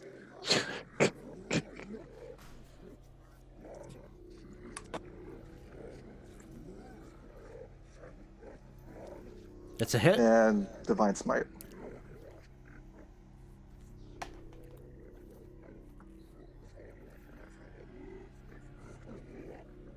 How would you like to finish this? Pretty much just in a fit of anger and crying, he's just gonna just smack again and again and again and again and then again until someone stops him. I can't. Because we're in initiative, but I would if I could. And then he realizes everyone's dying, and he's just gonna compose himself and then start walking over and dole out healing on his next turn. As you were finishing this and showing this sign of strength, the 2 Zelagars on the top platform there, fear in their eyes, quickly scramble for the stairs. At which point you see Char show up and just hit them with one more hit of his tidal wave. Does he hit smacks everyone? them. No, he's just these 2. You know, he's gotten more surgical with it. It hits them, splashes, and like crashes down onto a piece of that computer technology there and electrocutes them to death. They're dead. But the turtle's alive. Yeah, you could have Oh, a he pet wasn't a turtle turtle Zelagar anymore. if you like. I guess Put him he in is with the worm. true Zalagar. He'll have some food. There you go. They can fight each other. Okay, now.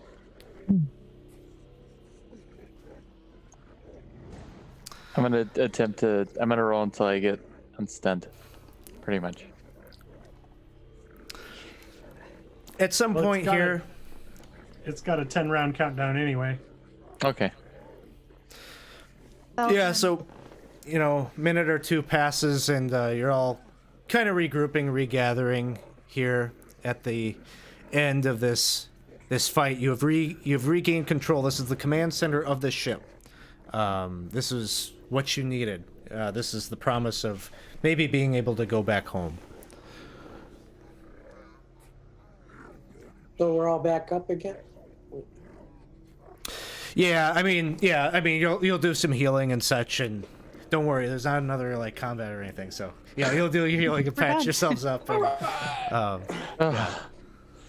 But Can I Selvin, you take some of don't. that brain tissue? You don't look happy to be back.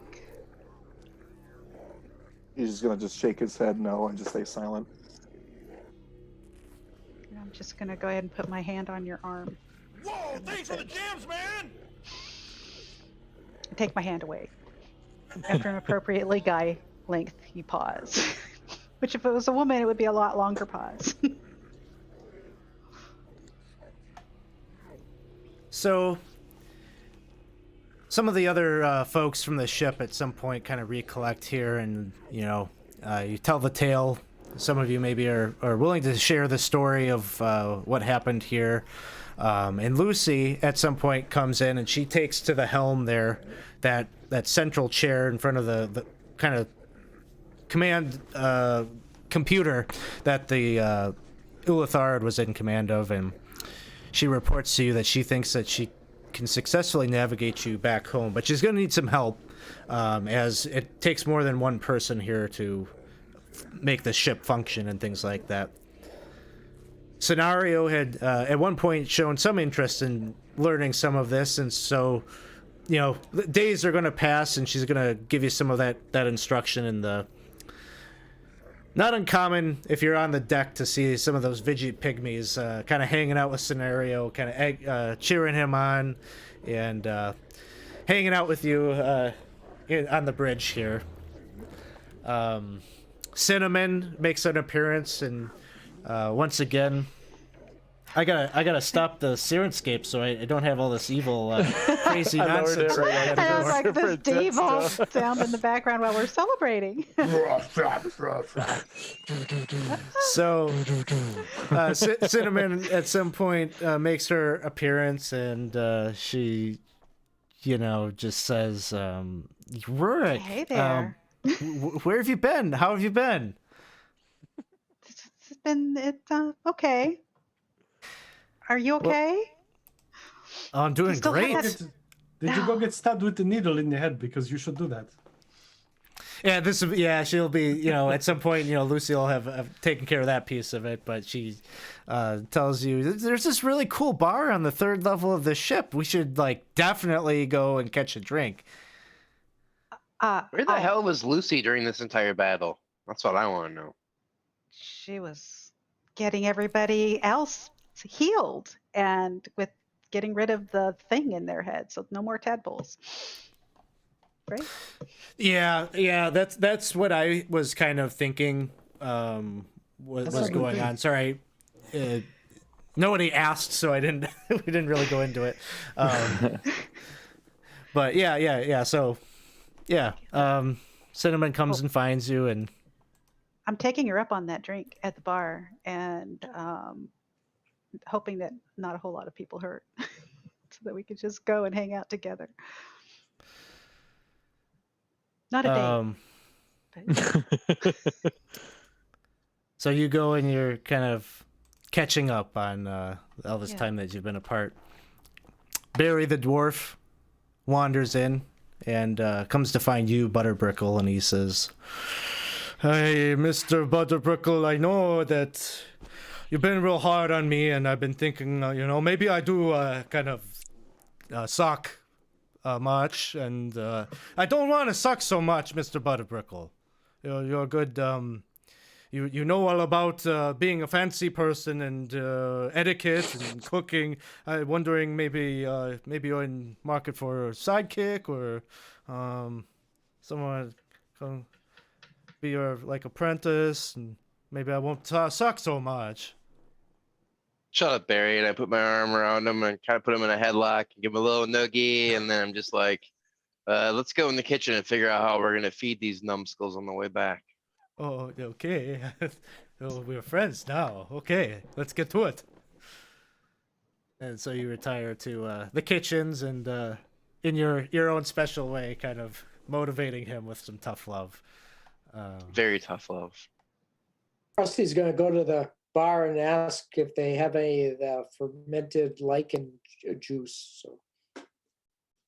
Well, when you go down into the kitchen, some of the veggie pygmies are kind of like pulling at your clothing. It seems like they want to lead you somewhere. No, I go with them because I wanted to learn more about them. So they take you to the room where the vending machines are. You know, the Coke machine and the Pepsi machine, right? And there's those two different colored patches of mold, which is where they originate. That's where they grow from. And they kind of show that to you, and they kind of gesture in a way that they suggest that it's okay for you to take some if you want. Oh, this looks vaguely familiar. So I take some. And you bottle it up, and you've got this material. You know, maybe mark it down on your inventory sheet. You could grow your own veggie pygmies Exactly. at home. Rick wants some of that. Yeah, get the small people. chewingas and the veggie pygmies Chewingas together. and they get veggie along. pygmies together. You know it. Which reminds me, I've got to go find them on the when we land. I have to get them off of the island so that unless they want to stay there. And watch out for the bunny, though. Yeah, I'm not going to touch a bunny that is really a lure. But thanks for the warning. So, because I want Rurk to teach me and train me during this time on the way back, I'm actually gonna follow her to the bar, and whoever is running the bar, I just push out of the way, and I start showing Barry how to make certain drinks. This is an old fashioned. You can use whiskey or you can use brandy. Where I come from, we use brandy. I don't care who the bartender is, just push him off. It's a robot, but yeah, you just tip him over. Just goes through the robotic motions of trying to mix a drink while prone. So if you give me a brandy old fashioned, I will teach you anything. Jarl, at some point, Lucy comes and she finds you and she says, "Jarl, we're flying back to your home now. What will you do now? Will you go home and find Pico?" Yeah, I think I might want to find Pico, man. But I wanted to ask maybe if you wanted to come with me.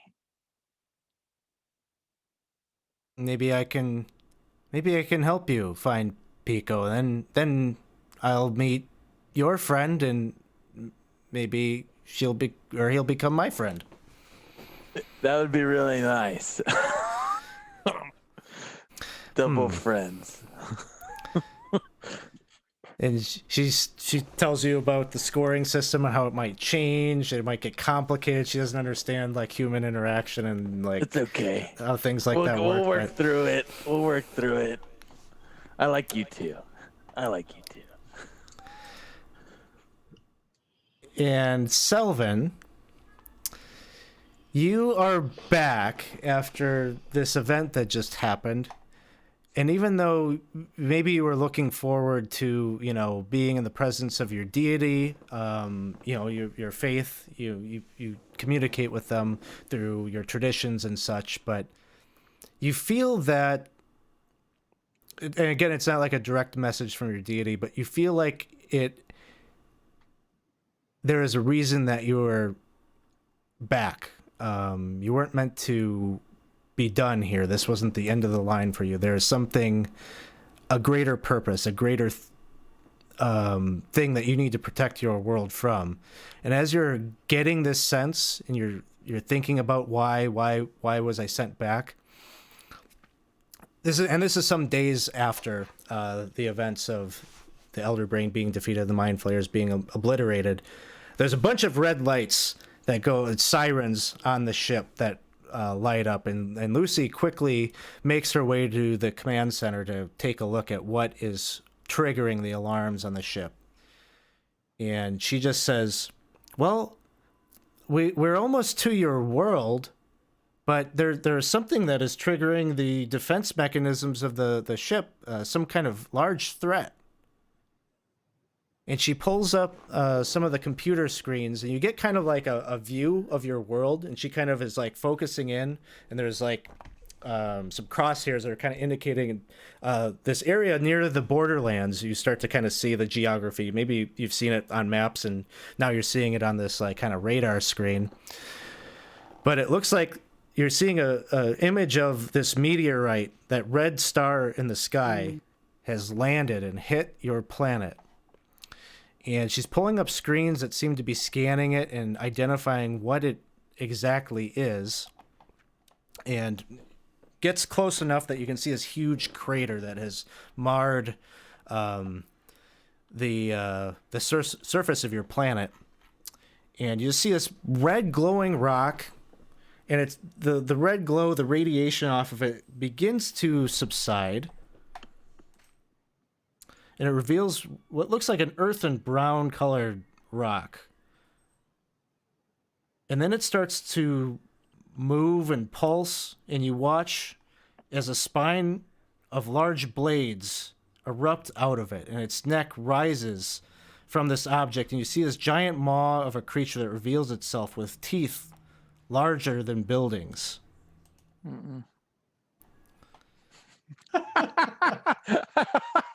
Lucy states very plainly, "Oh, it isn't a meteor at all. It appears to be some sort of 600-foot tall creature." Fascinating. All right, I'm going to turn the ship around. Yeah. Do we have any cannons? You said this thing has defense systems? Maybe I misspoke. Yeah, Trigger, there's a threat out there. It was large enough that this thing was like, Danger, avoid this thing. Yes. Don't land. There are no weapons, unfortunately, on this ship. So that's where we conclude Expedition to the Barrier Peaks. And one day we may return to this thread. But this will be putting these characters and this stuff on pause for a while we concentrate on the Lost City, and hopefully adding some more characters to the tier 2 mix over the course of the next months. So that's it. That's the end of the season 3 of the community campaign. We did it. We did it. Yes. So thanks everyone for hanging out, for the cheers, for the re-rolls, for the resurrections, all of those things. It's been a lot of fun running these last 12 sessions of this book. Thank you, players, for making it fun and creating those little things that came up again and again and made it fun.